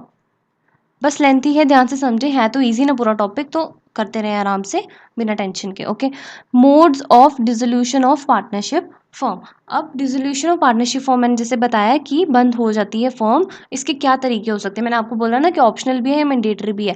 अब कैसे हो सकती है मैंडेटरी या फिर ऑप्शनल, वो हम देखते हैं। Dissolution without interference of court. अब डिसोल्यूशन, इसमें कोर्ट का जब इंटरफेरेंस नहीं होगा, एक तो ये केस होगा, या फिर आपको ऑर्डर आया कोर्ट से, और क्या क्या रीजंस हो सकते हैं उसको समझिए। पहला है जब कोर्ट का कोई भी इंटरफेरेंस नहीं है, विदाउट द इंटरफेरेंस। पहला है डिसोल्यूशन बाय अग्रीमेंट। आपने आपस में ही, आप लोग ने, पूरी फॉर्म ने डिसाइड कर लिया, अग्री कर लिया, एक अग्रीमेंट बना लिया कि नहीं अब आगे हमने अपनी फॉर्म को नहीं चलाना है, तो उस वजह से हम डिसोल्यूशन कर देंगे अपनी फॉर्म की। या फिर कंपलसरी डिसोल्यूशन, अब वो सबको लगता है नहीं इट इज़ वेरी कंपलसरी, पहले तो अग्रीमेंट की, सबसे पहले म्यूचुअल कंसेंट लिया उन्होंने आपस में कि नहीं अब नहीं चलाते, छोड़ो। बट कोई ऐसा उनका आ गया, सर्कमस्टांसिस बन गए, सिचुएशंस हो गए, कहते नहीं अब तो कंपलसरी डिसॉल्व करना ही पड़ेगा, तब वो बंद कर देंगे। Then dissolution on the happening of certain contingencies. कोई कंटिजेंसी क्या होता है, जो अनसर्टन होती है, हमें हैपनिंग पता नहीं है, एकदम से हो जाती है मिस हैपनिंग, उनको लगेगा कि नहीं हम, हमारे से बिजनेस नहीं संभाला जा रहा है, इतने लॉसेस बेयर करना शुरू हो गए हम, हमसे नहीं हो सकता आगे कंटिन्यू, तो कोई ऐसे एक अनसर्टन इवेंट आ गया जिसकी वजह से हमारा डिसोल्यूशन हो जाएगा फर्म का। इसमें कोर्ट का कोई भी रोल नहीं है ना, देखा, पार्टनर्स आपस में ही अपनी सहमति से ही डिसाइड करी जा रहे हैं। Okay, then dissolution by notice of partnership at will. Partnership at will क्या है, अपनी मर्जी से है। अब आपने नोटिस दे दिया कि नहीं सबने, कि हमारा तो था कि हमने पार्टनरशिप अपने विल पे ज्वाइन करने का बोला था कि जब हमारा मन होगा हम छोड़ देंगे। अब नोटिस दे दिया सबने कि नहीं बस पार्टनरशिप आगे ख़त्म नहीं चलानी है, तो उससे भी बिजनेस डिसॉल्व हो जाएगा। ओके, तो ये था dissolution without interference by court, इसमें कोर्ट का कोई इंटरफेरेंस नहीं था। बट अगर बात करें कि अगर डिसोल्यूशन हो रही है by the order of court, इसमें कोर्ट का इंटरफेरेंस है, तो कैसे होगा। पहला पॉसिबल केस क्या हो सकता है, partner becomes of unsound mind, कह सकते हैं इनसैनिटी ऑफ अ पार्टनर। जब पार्टनर का माइंड अनस्टेबल हो गया, अनसाउंड माइंड का हो गया हो, तो मीन्स इतना कैपेबल नहीं है अब आगे वो काम कर पाए, तो बिजनेस क्या बोलेगा, पार्टनर्स ही नहीं है अच्छे से काम करने वाले, उनका अनसाउंड माइंड हो चुका है, तो क्यों काम करेंगे आगे, तो कोर्ट ऑर्डर दे देता है कि शट डाउन योर बिजनेस, तो बिजनेस बंद हो जाएगा with the order of court. Then when any partner is guilty of misconduct, court ने नोटिस करा कि फर्म के किसी पार्टनर ने कोई इतना बड़ा क्राइम कर दिया है जिसके लिए अब वो गिल्टी है, उसने कुछ ऐसा मिसकंडक्ट करा है कि जिस वजह से अब उनके आगे फर्म को चलाने का कोई भी राइट नहीं है, तब भी कोर्ट ऑर्डर दे देगी तो बंद हो जाएगा। और when a partner transfer whole of its share to a third party. अब कई बार क्या होता है, ये आपको याद रखना है, पार्टनरशिप में क्या होता है, अगर 3 पार्टनर्स हैं ए, बी और सी, और ये कोई आउटसाइडर है डी। ओके, अब ए, बी और सी बिजनेस में काम कर रहे हैं, बट उनमें से बी ऐसा था, बी ने क्या करा, अपना शेयर डी को दे दिया, बट ए और सी को नहीं पता था। अगर ऐसा हुआ तो कोर्ट ऑर्डर दे देगा चलो बंद करो बिजनेस, क्योंकि पार्टनरशिप में ये भी एक प्रोविजन है, वो बोलते हैं कि अगर किसी पार्टनर को अपना शेयर किसी बाहर आउटसाइडर को दे देना है, कंटिन्यू नहीं करना है, तो पहले उसको बाकी पार्टनर्स को बताना पड़ेगा, उनकी कंसेंट लेनी होगी, उनको बिना बताए वो अपना शेयर नहीं बेच सकता। बट अगर किसी पार्टनर ने अपना पूरा शेयर बेच दिया किसी थर्ड पार्टी को, थर्ड पार्टी यहाँ पे है डी, किसी को ऐसे ही बेच दिया, तो उस टाइम पे भी कोर्ट बोलेगी अपना बिजनेस बंद कर दो अब। Then when the court finds that a business can not be carried on except for a loss. अगर बिजनेस को लगता है कि अब आगे बिजनेस नहीं चल सकता, बस लॉस ही लॉस है आगे फ्यूचर में, आगे कोई भी प्रॉफिट अर्न नहीं करने वाली है, तो क्या करना है इस बिजनेस को रख के, तभी कोर्ट बोलेगी अपना बिजनेस बंद करें। एनी अदर और भी कई सारे रीजंस हो सकते हैं, ये कुछ एग्जांपल्स थी जिससे आपको क्लियर हो जाए कि क्या हो सकते हैं मोड्स, जिसकी वजह से अगर है कि इंटरफेरेंस कोर्ट की नहीं है तब क्या होगा, कैसे बंद होगा, या फिर अगर कोर्ट की इंटरफेरेंस है, उनका ऑर्डर आया है कोर्ट का, तो किस तरह से बिजनेस बंद होगा, क्या पॉसिबल रीजंस हैं। क्लियर है यहाँ तक, कोई भी डाउट है आप मुझे पूछ सकते हैं कमेंट सेक्शन में, I will clear it. Okay, then accounting procedure. Obviously हमने एडमिशन पढ़ा, रिटायरमेंट पढ़ा, डेथ पढ़ा, कुछ भी पढ़ा, हर एक में अकाउंटिंग ट्रीटमेंट है भाई, हम अकाउंट्स कर रहे हैं, अकाउंटिंग ट्रीटमेंट तो होगा हर एक चीज़ का, हमारे अकाउंट बन रहे हैं, कितने सारे अकाउंट खुले होंगे हमारे बिजनेस के, तो उसको हर एक को हमने क्या करना है, सेटल करना है। अगर अब बिजनेस डिसॉल्व होने लगा है उस टाइम पे भी कुछ ट्रीटमेंट तो होना ही चाहिए ना, तो अब वो वाला अकाउंटिंग प्रोसीजर हम सीखेंगे। ओके, पहले तो क्लियर है अब आपको रिटायरमेंट, डेथ और एडमिशन का। Now for the dissolution of firm. When a firm is dissolved the accounts of the firm are to be closed. ये अभी हमने डिफरेंस में भी पढ़ा कि जब फर्म डिसॉल्व हो जाती है, फर्म डिसॉल्व होती है, ठीक है, फर्म डिसॉल्व होती है तो उस टाइम पे उनके अकाउंट्स को भी हमने क्लोज कर देना है। Okay, assets are to be realised, मैंने अभी आपको बोला रियलाइज का क्या मतलब, यहाँ पे बोल सकते हैं सेल, उनको सेल कर देना है, they will get sold. Assets को बेच दो और लाइबिलिटीज़ को रीपे कर दो। लाइबिलिटीज़ के लिए हमें पता ही है कि लाइबिलिटीज़ हमें पे ही करनी होती है। अब जो भी अगर हम बिजनेस बंद करने वाले हैं तो लाइबिलिटीज़ को भी अपनी ख़त्म कर दो, रीपे कर दो। Okay, if any surplus remains it is to be return to the partners. अब इसको मैं आपको क्लियर करती हूँ एग्जाम्पल से। सपोज आपके बिजनेस में एसेट्स थे ₹50,000 के, एसेट्स की वैल्यू, एंड लाइबिलिटीज़ आपकी थी 40,000 की। ओके, एसेट्स 50 के हैं, लाइबिलिटी 40 की है। अब ये मत कहना कि बैलेंस शीट तो हमारी टैली होनी चाहिए assets is equal to liabilities. हाँ, मैं मानती हूँ वो तो है, बट हो सकता है समहाउ कोई क्रेडिटर ऐसा था उसने आपसे कम पैसे लिए। ये मैं बात कर रही हूँ सिर्फ एक्चुअल जो अमाउंट अब आपका ड्यू रह गया है। हो सकता है पहले स्टार्टिंग में लाइबिलिटी भी 50,000 ही हो, बट 50,000 में ऐसा कोई 10,000 का पर्सन था उसने कहा नहीं पे करो, तो अब हमारा एक्चुअल में क्या है, हम बोल रहे हैं कि हमने 50,000 के एसेट्स हैं हमारे पास और 40,000 की liability. Now don't go for कि हमारी बैलेंस शीट टैली ही हो, वो चीज़ नहीं मैं आपको बता रही हूँ, जस्ट एग्जांपल बता रही हूँ कि एसेट्स 50 के हैं, लाइबिलिटी 40 की हैं और पार्टनर्स को भी पेमेंट करनी है हमने, ठीक है। पार्टनर्स हैं 3, ए बी और सी। अब एसेट्स ही 50 के हैं, पहले हम क्या करते हैं, assets are to be realised, पहले एसेट्स को बेचो, इधर से जो हमारे पास पैसा आएगा उससे हम लाइबिलिटीज़ को रीपे करेंगे।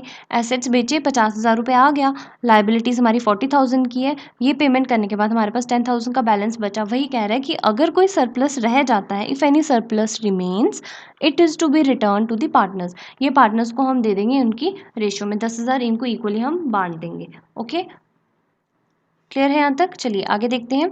For this purpose the following 3 accounts are prepared. अब याद रखना है डिसोल्यूशन ऑफ पार्टनरशिप फॉर्म के केस में हम ये 3 अकाउंट्स मेजर हैं जो बनाते ही बनाते हैं। एमसीक्यू में भी पूछ सकते हैं तो रिमेंबर इट। पहला है realisation account, then partners capital account, उसके बाद कैश और बैंक अकाउंट। अब इन सबको जो ट्रीटमेंट हमारा होगा accounting treatment one by one समझेंगे। सबसे पहले हम क्या देखेंगे, for the realisation account, and this is important. पूरा हमारा डिसोल्यूशन में मेन रोल ही किसका रहने वाला है ज़्यादा, रियलाइजेशन अकाउंट का। ओके, रियलाइजेशन अकाउंट अब ये कैसे होता है देखिए, prepared at the time of dissolution. मैंने आपको बता दिया डिसोल्यूशन के टाइम पे ही हम क्या बनाते हैं, रियलाइजेशन अकाउंट। बट डिसोल्यूशन किसकी होगी, of partnership form. Partnership form की डिसोल्यूशन होगी तभी हम बोलेंगे कि हम बनाने जा रहे हैं रियलाइजेशन अकाउंट। अब ये सारी भी थ्योरी है, थ्योरी से अच्छा पहले एक बार आप फॉर्मेट देखो इसका में, तो फॉर्मेट देखते हैं, या वो भी एक तरह से प्रैक्टिकल ही हुआ। This is the format of realisation account. अब फॉर्मेट से भी पहले थोड़ा एक बेस बनाते हैं हम अपना। पहले देखो ये है बैलेंस शीट। अब हमें पता है हमारी फर्म डिसॉल्व होने वाली है, तो बैलेंस शीट में जो भी एसेट्स और लाइबिलिटीज़ हैं we are closing their accounts, खत्म करने लगे हैं। अब आपको पता है यहाँ पे लेफ्ट हैंड साइड पे लाइबिलिटीज़ आती हैं and on the right hand side we write assets, ठीक है। यहाँ पे लाइबिलिटीज़ आ जाएंगे कुछ भी होंगे और यहाँ पे एसेट्स आ जाएंगे। एक मिनट लाइबिलिटीज़ के एग्जांपल लेते हैं, लाइक क्रेडिटर्स हो गए आपके, बिल्स पेबल हो गए, कोई और लोन हो गया। एसेट्स में आ गई आपकी लैंड एंड बिल्डिंग आ गया, प्लांट एंड मशीनरी आ गया, फर्नीचर वगैरह, ये सब। इसको समझें, आपको रियलाइजेशन अकाउंट अच्छे से क्लियर हो जाएगा। तो ध्यान से देखना, बैलेंस शीट में हम ऐसे करते हैं, बट अब हमें पता है कि हमारी फर्म डिसॉल्व होने वाली है, ना हमारे लाइबिलिटीज़ रहने वाली हैं ना हमारी एसेट्स रहने वाली हैं। तो हमने क्या करना होता है, eight the time of dissolution of partnership form accounts इनके क्लोज करने हैं। तो क्लोज कैसे करते हैं, हम क्या करते हैं, इन बैलेंस शीट के बाद हमने क्या करना होता है, ये तो हमारे साल की बन गई होगी बैलेंस शीट, अब हमने ख़त्म करनी है अपनी फॉर्म। कैसे करेंगे, रियलाइजेशन अकाउंट बना देते हैं इनके बाद। रियलाइजेशन अकाउंट बनाएंगे, ये तो हमें पता है debit side credit side, but balance sheet में ऐसा कोई लॉजिक नहीं है डेबिट क्रेडिट का, इसमें सिंपल है, लेफ्ट हैंड साइड पे लाइबिलिटीज, राइट हैंड साइड में एसेट्स। बट रियलाइजेशन अकाउंट में डेबिट साइड है और क्रेडिट साइड है। अकाउंट में तो आपको पता है ना उनकी 2 साइड्स होती हैं, each account has 2 sides, left hand side is debit और right hand side is credit side. Now मैं बताना क्या चाहती हूँ कि जब हमने इनके अकाउंट्स को क्लोज करना होता है, सुने ध्यान से, अकाउंट्स को क्लोज करना हमने क्या करना होता है, जितने भी एसेट्स हैं जो राइट हैंड साइड पे लिखे हैं इनको क्या करते हैं हम रियलाइजेशन अकाउंट की साइड ले जाते हैं, कहाँ पे, लेफ्ट हैंड साइड पे, एक तरह से कैंसिल कर रहे हैं आप ऐसे याद रख सकते हैं कि यहाँ पे क्या करेंगे, यहाँ पे लिख देंगे पहले अकाउंट्स को क्लोज करने के लिए जितने भी हमारे एसेट्स हैं वो हम रियलाइजेशन में क्या कर देंगे, डेबिट कर देंगे।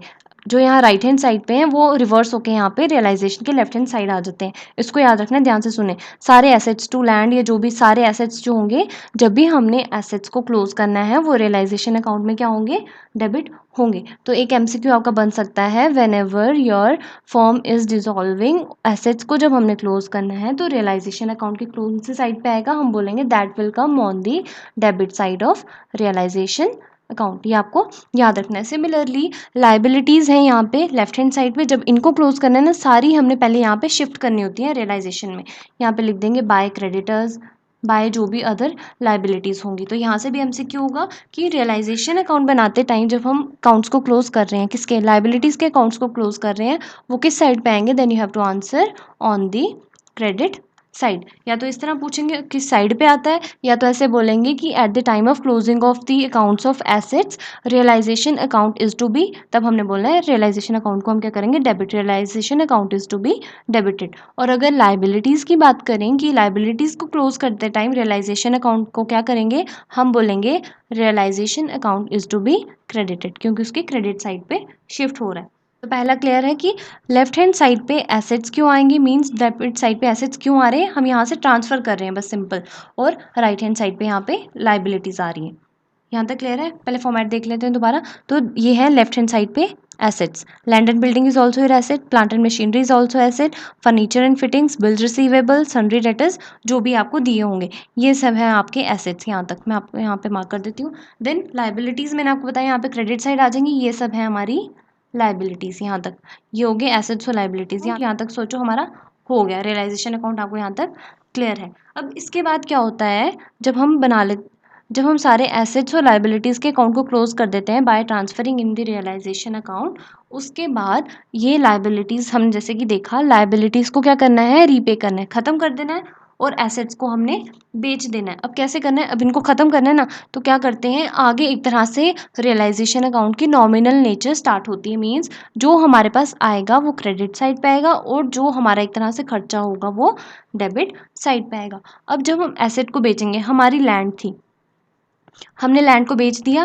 पैसा आया तो वो आएगा क्रेडिट साइड पे। हम कैसे लिखते हैं, by cash, sale proceeds of assets, जितने भी एसेट्स बेचे होंगे वो क्रेडिट साइड पे आएंगे by the name of cash. अब आप सोचेंगे बाय कैश क्यों आया, जर्नल एंट्री जब आप कोई एसेट बेचेंगे, खुद सोचें, जर्नल सब कुछ मैंने बोला ना, जर्नल एंट्री आनी चाहिए, हो जाएगा। जब एसेट बेचेंगे एंट्री होगी कैश अकाउंट डेबिट, क्योंकि पैसा हमारे पास आया, कैश बढ़ा तो डेबिट, और चला क्या गया, एसेट चला गया, एसेट को हमने क्या करा, क्रेडिट करा, तो एसेट क्रेडिट हुआ। एसेट जब हमने क्रेडिट किया, और हम अकाउंट किसका बना रहे हैं, रियलाइजेशन का। नाउ यू नो कि हम एसेट्स और लाइबिलिटीज़ का अकाउंट तो बनाएंगे नहीं, क्योंकि उनको ख़त्म करने वाले हैं, तो हम रियलाइजेशन अकाउंट में ही उनके अकाउंट को एक तरह से ट्रांसफ़र कर रहे हैं। और आपने नोटिस करा यहाँ पे रियलाइजेशन को आप ऐसे बोल सकते हैं कि डेबिट साइड पे है ना रियलाइजेशन के, एंड यू नो कि एसेट्स का क्या होता है, डेबिट बैलेंस होता है, इसीलिए सारे एसेट्स हम रियलाइजेशन की डेबिट साइड पे ट्रांसफ़र कर देते हैं। ये उससे भी ज़्यादा सिंपल लॉजिक है जो अभी अब मैंने आपको थोड़ी देर पहले बताया ना, उससे भी अच्छा आप ये याद रख लें। एसेट्स का डेबिट बैलेंस है, therefore they come on the debit side of realisation account, और लाइबिलिटीज़ का क्रेडिट बैलेंस होता है, इसीलिए वो रियलाइजेशन अकाउंट की क्रेडिट साइड पे आ रहा है। और आप देखे जाए तो एसेट का अकाउंट भी यहाँ रियलाइजेशन अकाउंट में ही खुल गया। तो एसेट्स के बैलेंस यहाँ डेबिट साइड है, एसेट खत्म होगा तो क्रेडिट साइड पे आएगा। एसेट को हमने बेच दिया इसीलिए क्रेडिट साइड पे आया, एसेट का अकाउंट है एक तरह से यहाँ पे बना रहे हैं हम, तो एसेट को क्रेडिट करा, आया क्रेडिट साइड पे, नाम आएगा ऑपोजिट का, यहाँ लिख देंगे बाय कैश या बैंक, जो भी होगा। क्लियर है यहाँ तक। देन यहाँ पे टू कैश या बैंक, यहाँ तक थी एंट्री। यहाँ से ये टू कैश या बैंक ये कौन सा है, जब हमने पेमेंट करी लाइबिलिटीज़ की। अब आप खुद सोचें, जब हम लाइबिलिटीज़ की पेमेंट करेंगे तो जर्नल एंट्री क्या होगी, लाइबिलिटीज़ का जनरल बैलेंस तो होता है क्रेडिट, बट जब हम लाइबिलिटी को पे कर देंगे, लाइबिलिटी कम होगी, तब हम क्या करेंगे, लाइबिलिटी को डेबिट करेंगे, liabilities account debit to cash account, क्योंकि हमने पेमेंट करी, हमारा कैश कम हो गया तो क्रेडिट। अब लाइबिलिटी को हमने डेबिट करना है, यहाँ पे लाइबिलिटी का अकाउंट तो हमने यहीं पे डाल दिया ना, ट्रांसफर सारे यहाँ पे किए हैं, दैट मीन्स लाइबिलिटी को डेबिट करना है, तो यहाँ पे आएगा रियलाइजेशन के डेबिट साइड पे, बट नाम आया ऑपोजिट का, टू कैश या फिर bank, payment of liabilities. Clear है यहाँ तक। तो बस चीज़ों को साथ में रिलेट करते जाएं, ईजी ही रहेगा आपके लिए। ओके नाउ अब यहाँ तक हो गया हमारा, पेमेंट ऑफ लाइबिलिटीज़ भी हो गया, ये यहाँ तक, और ये रियलाइजेशन ऑफ एसेट्स भी हो गया। मैंने आपको कहा ना कि एसेट्स को हम रियलाइज़ करते हैं और लाइबिलिटीज़ को हम रीपे करते हैं। यहाँ तक वो हमारा रियलाइजेशन अकाउंट। अब कई बार क्या होता है, हम एसेट्स को बेचते नहीं हैं। एसेट को बेचेंगे नहीं तो क्या करेंगे, एसेट का अकाउंट तो ख़त्म करना है। कई बार क्या होता है, एसेट्स को हम बेचते नहीं, वो को जो पार्टनर भी जा रहे होते हैं बिजनेस से, वो अपने साथ ले जाते हैं कुछ एसेट्स को। तो जिस टाइम पे कोई एसेट पार्टनर लेके जा रहा है, एट दैट टाइम हमने रियलाइजेशन अकाउंट को क्या करना है, क्रेडिट करना है। ये भी एमसीक्यू पूछ सकते हैं। When any asset is taken by partner the realisation account is to be, तो उसका आंसर क्या आएगा, क्रेडिटेड। क्रेडिट साइड पे आएगा, बट नाम आया है यहाँ पे पार्टनर्स कैपिटल अकाउंट का। क्यों, अब जर्नल एंट्री देखिए, जब कोई पार्टनर एसेट लेके जा रहा है, एसेट हमारा खत्म हो जाएगा, कम हुआ तो एसेट को हम करेंगे क्रेडिट। तो मैंने आपको बताया, ये बार बार बोल रही हूँ, एसेट को हमने यहीं पे ट्रांसफर किया हुआ है, तो एसेट की जो भी चीज़ें यहीं पे आएंगी। एसेट को क्रेडिट किया तो यहाँ पे क्रेडिट साइड पे ही आएगा एसेट का, बट नाम आया पार्टनर्स कैपिटल अकाउंट का, क्योंकि हमने पार्टनर के कैपिटल अकाउंट को डेबिट कर दिया होगा। अब पार्टनर एसेट लेके जा रहा है तो हम बोलेंगे ना कि तू तो एसेट लेके जा रहा है, तुझे हमने तेरे कैपिटल का पैसा भी देना है, अब खत्म हो रहा है बिजनेस, बट तू कुछ हमारे वैल्यू की चीज़ लेके जा रहा है हमारे बिजनेस की, तो हम तेरे कैपिटल से उतना अमाउंट लेस कर लेंगे उस वैल्यू का। तो इसलिए हम पार्टनर के कैपिटल अकाउंट को डेबिट करते हैं। यहाँ पे आएगा bye partners capital account. Asset को क्रेडिट करा बट नाम ऑपोजिट का।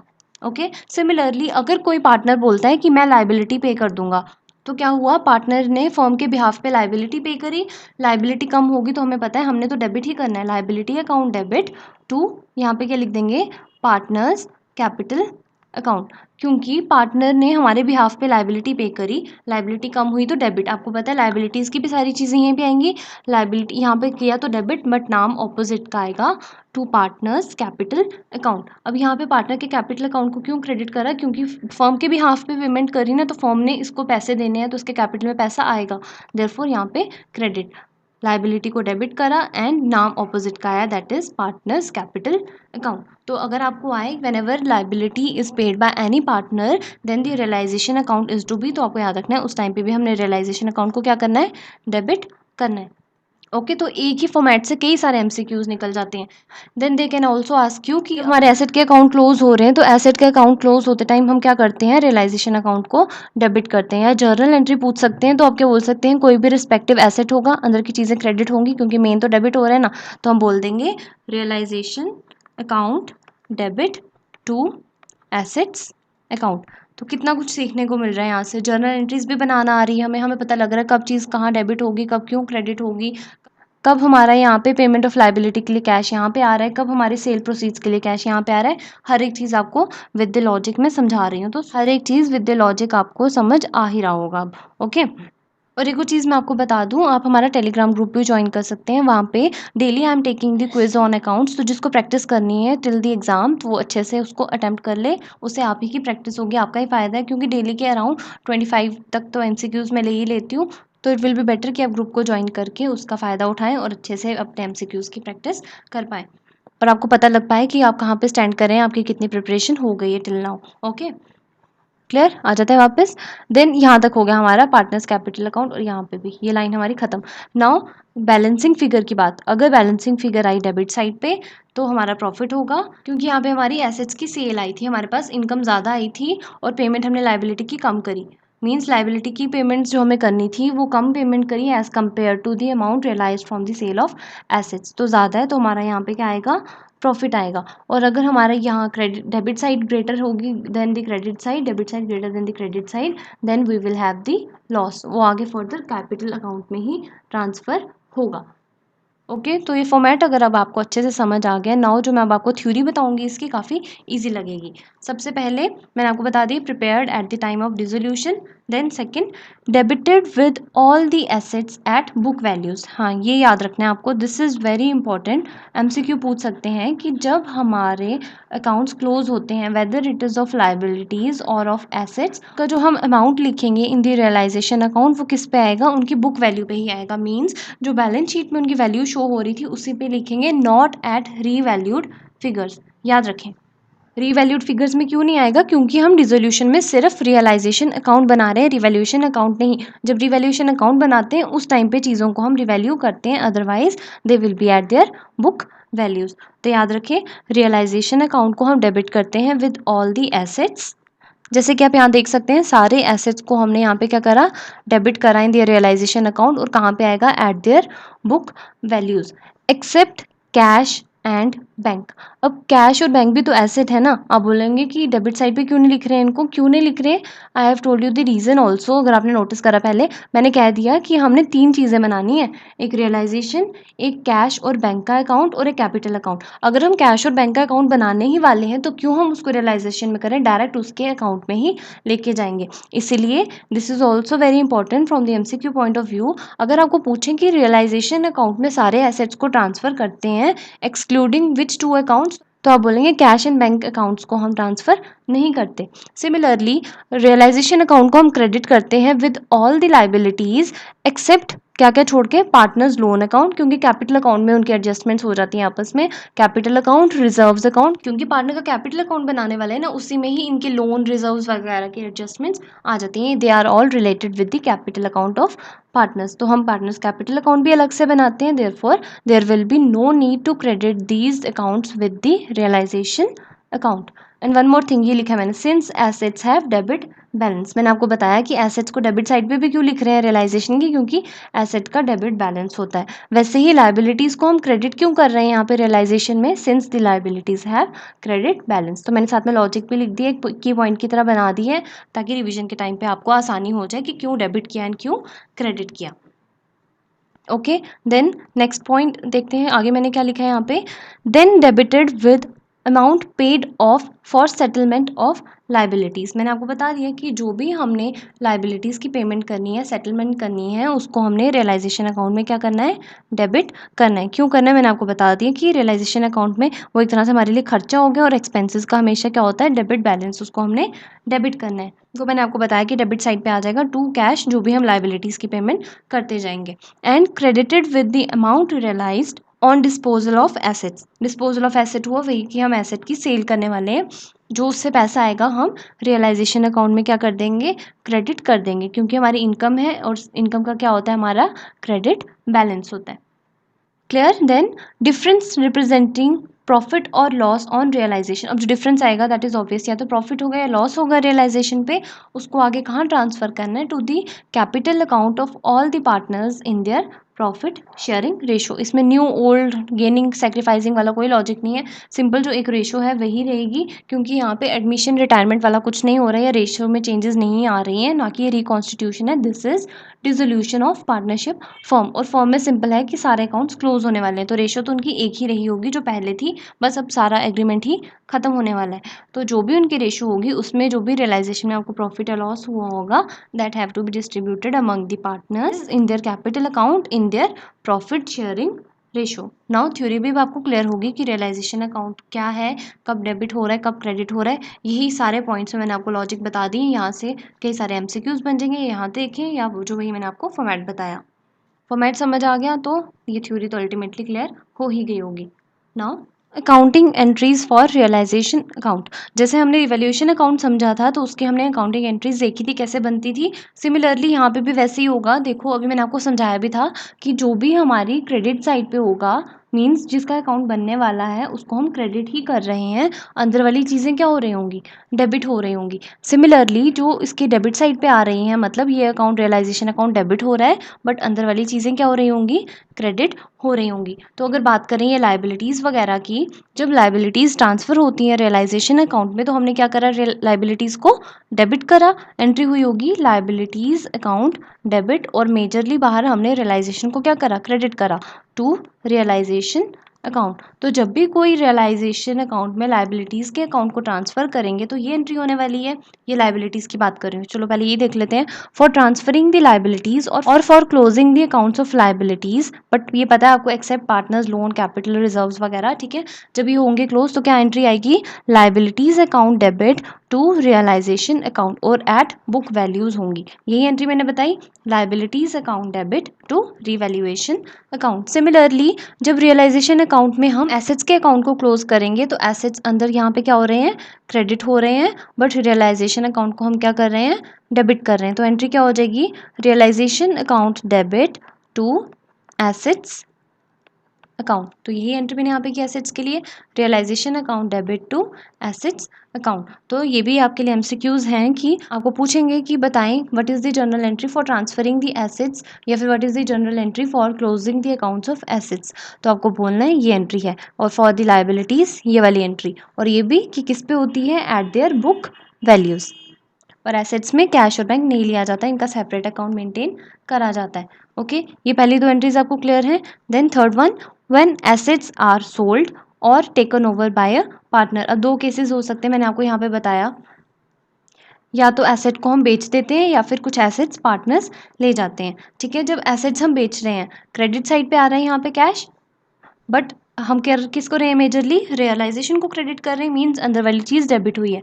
तो एंट्री क्या हो जाएगी, cash account debit to realisation account. यही एंट्री यहाँ पे आई, कैश या फिर bank account debit to realisation account. और अगर कोई पार्टनर लेके जा रहा है तो पार्टनर को डेबिट और रियलाइजेशन को क्रेडिट। ये देखो पार्टनर कैपिटल अकाउंट यहाँ पे हो जाएगा डेबिट, और रियलाइजेशन को हो रहा है क्रेडिट। सिमिलरली अगर बात करें पेमेंट ऑफ लाइबिलिटीज़ की, यहाँ पे अकाउंट हो रहा है डेबिट और अंदर वाले होंगे क्रेडिट। एंट्री क्या हो जाएगी for the payment of liabilities, realisation account debit to cash account. बस क्या हुआ, यहाँ पे लाइबिलिटीज़ को हमने डेबिट करना था, लाइबिलिटीज़ खत्म हुई, उसकी जगह यहाँ पे रियलाइजेशन का नाम लिख रहे हैं क्योंकि रियलाइजेशन का अकाउंट बन रहा है।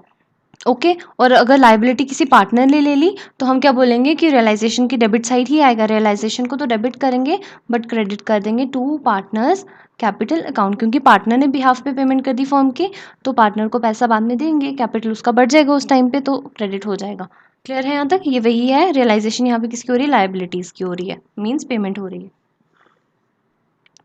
नाउ अगेन सेम थिंग मैंने यहाँ पे रिपीट करी है कि डेबिट साइड पे पूछेंगे तो क्या होगा, क्रेडिट साइड पे क्या होगा। तो एक बार देख लें, रियलाइजेशन अकाउंट की डेबिट साइड पे क्या क्या आ रहा है, एसेट्स आ रहे हैं उनकी बुक वैल्यूज़ पे, लाइबिलिटीज़ हो रही है पेमेंट की तो वो आएगी with the name cash, realisation expenses. अब ये रियलाइजेशन एक्सपेंसेस भी आते हैं यहाँ पे, जैसे हम लाइबिलिटीज़ को पे कर रहे हैं, हो सकता है ऐसा तो नहीं है कि बिजनेस एकदम से बंद करा तो ख़त्म, बात ख़त्म, बट जब हम जैसे सपोज हमारा बिजनेस का कोई एसेट पड़ा हुआ था, मीन्स हमारी फर्म का कोई एसेट है, लाइक लैंड है, ठीक है, अब लैंड को हमने बेचना है, उसके लिए कई सारी फॉर्मेलिटीज़ हैं, एकदम से तो हम किसी को सेल नहीं ना कर सकते, स्टैम्प ड्यूटी वगैरह है और भी कई सारे हो सकते हैं, किसी के थ्रू हम सेल कराएं, then there will be brokerage charges. तो रियलाइज़ करते टाइम मीन्स अपने एसेट्स को बेचते टाइम पे हमारे कुछ खर्चे भी होते हैं, means expenses at the time of dissolution are termed as realisation expenses. और डिसोल्यूशन किसकी, फर्म की, ये याद रखना है, ठीक है। तो डिसोल्यूशन ऑफ फर्म के टाइम पे जो खर्चे होते हैं that are termed as realisation expenses. जैसे लाइबिलिटीज़ की पेमेंट होगी, रियलाइजेशन की भी होगी, तो उसको भी विद द नेम कैश ही लिखेंगे। अगर फॉर्मेट में एक बार बता दूं तो ये देखें, यहाँ पे जैसे लिखा है to cash bank, to cash या फिर बैंक पेमेंट ऑफ लाइबिलिटीज़, वैसे ही यहाँ पे डेबिट साइड पे हो सकता है टू कैश और बैंक, यहाँ पे ब्रैकेट में लिख दोगे आप realisation expenses. Okay, then liability settled by partner, पता है अगर कोई पार्टनर सेटल कर रहा है वो भी डेबिट साइड पे आएगा। देन कोई प्रॉफिट आ रहा है, जो डिफरेंस मतलब बैलेंसिंग फिगर आ रही है वो डेबिट साइड पे आती है, तो ये लिख दिया। ये कब होगा, जब क्रेडिट साइड बड़ी होगी डेबिट साइड से। ये था डेबिट साइड पे जो चीज़ें आती हैं, यहाँ से भी एमसीक्यू ये शॉर्ट नोट और बन गया, यहाँ से याद रखना है कुछ भी, मतलब कई सारे मैंने आपके लिए डिफरेंट वेज बना दिए हैं जिस तरह से आप चीज़ों को लर्न कर सकते हैं, जो आपको ईजी लगे आप वैसे कर लें। Okay, credit side of realisation account, यहाँ पे क्या क्या आ जाते हैं, लाइबिलिटीज़ आ जाती हैं बुक वैल्यूज़ पे, कोई अमाउंट हमने रियलाइज़ करा हो from the sale of assets, then अगर कोई पार्टनर ने एसेट ले लिया हो, under partnership act it amounts to return of his capital. जैसे कि मैंने आपको बताया कि अगर कोई पार्टनर एसेट लेके जा रहा है, एसेट लेके जा रहे हैं तो हम यही बोलेंगे ना कि तूने तो एसेट ले लिया, अब जो कैपिटल की सपोज हमने पेमेंट करनी थी उसको 40,000 की, बट उसने कोई एसेट ऐसा ले गया जिसकी वैल्यू थी 10,000, अब हम बोलेंगे कि अब तुझे हम 40,000 पेमेंट नहीं करेंगे, तो तुम तो 10,000 की वैल्यू का एसेट ले गए हो, अब हम सिर्फ तुम्हें 30,000 के अमाउंट की ही पेमेंट करेंगे। हम मानते हैं कि जो वो एसेट लेके गया है वो भी एक तरह से क्या है, उसके कैपिटल पे हम रिटर्न ही दे रहे हैं, उसकी रिटर्न कर रहे हैं उसका अमाउंट। तो इसीलिए जो कैपिटल था 40,000 उसमें से 10,000 का एसेट की वैल्यू डिडक्ट करके हम 30,000 की पेमेंट कर देंगे। तो वही कह रहे हैं पार्टनरशिप एक्ट में जो एसेट पार्टनर लेके जाता है उसको हम मानते हैं as return of his capital, उसका कैपिटल का अमाउंट हमने दे दिया। हो सकता है सपोज उसका कैपिटल देना ही हमने 10,000 था, तो अगर वो 10,000 का ही एसेट ले गया then we have to make no payment to him, हम मानेंगे 10,000 का जो कैपिटल देना था वो यही हमने उसको रिटर्न कर दिया in the form of asset. Okay. Loss arising due to the difference, और क्रेडिट साइड पे क्या आता है, अगर कोई लॉस आ रहा है जब आपकी debit side greater then credit side होगी। ओके, देन आगे देखते हैं modes of settlement of account. अभी हमने पढ़ा रियलाइजेशन अकाउंट के बारे में।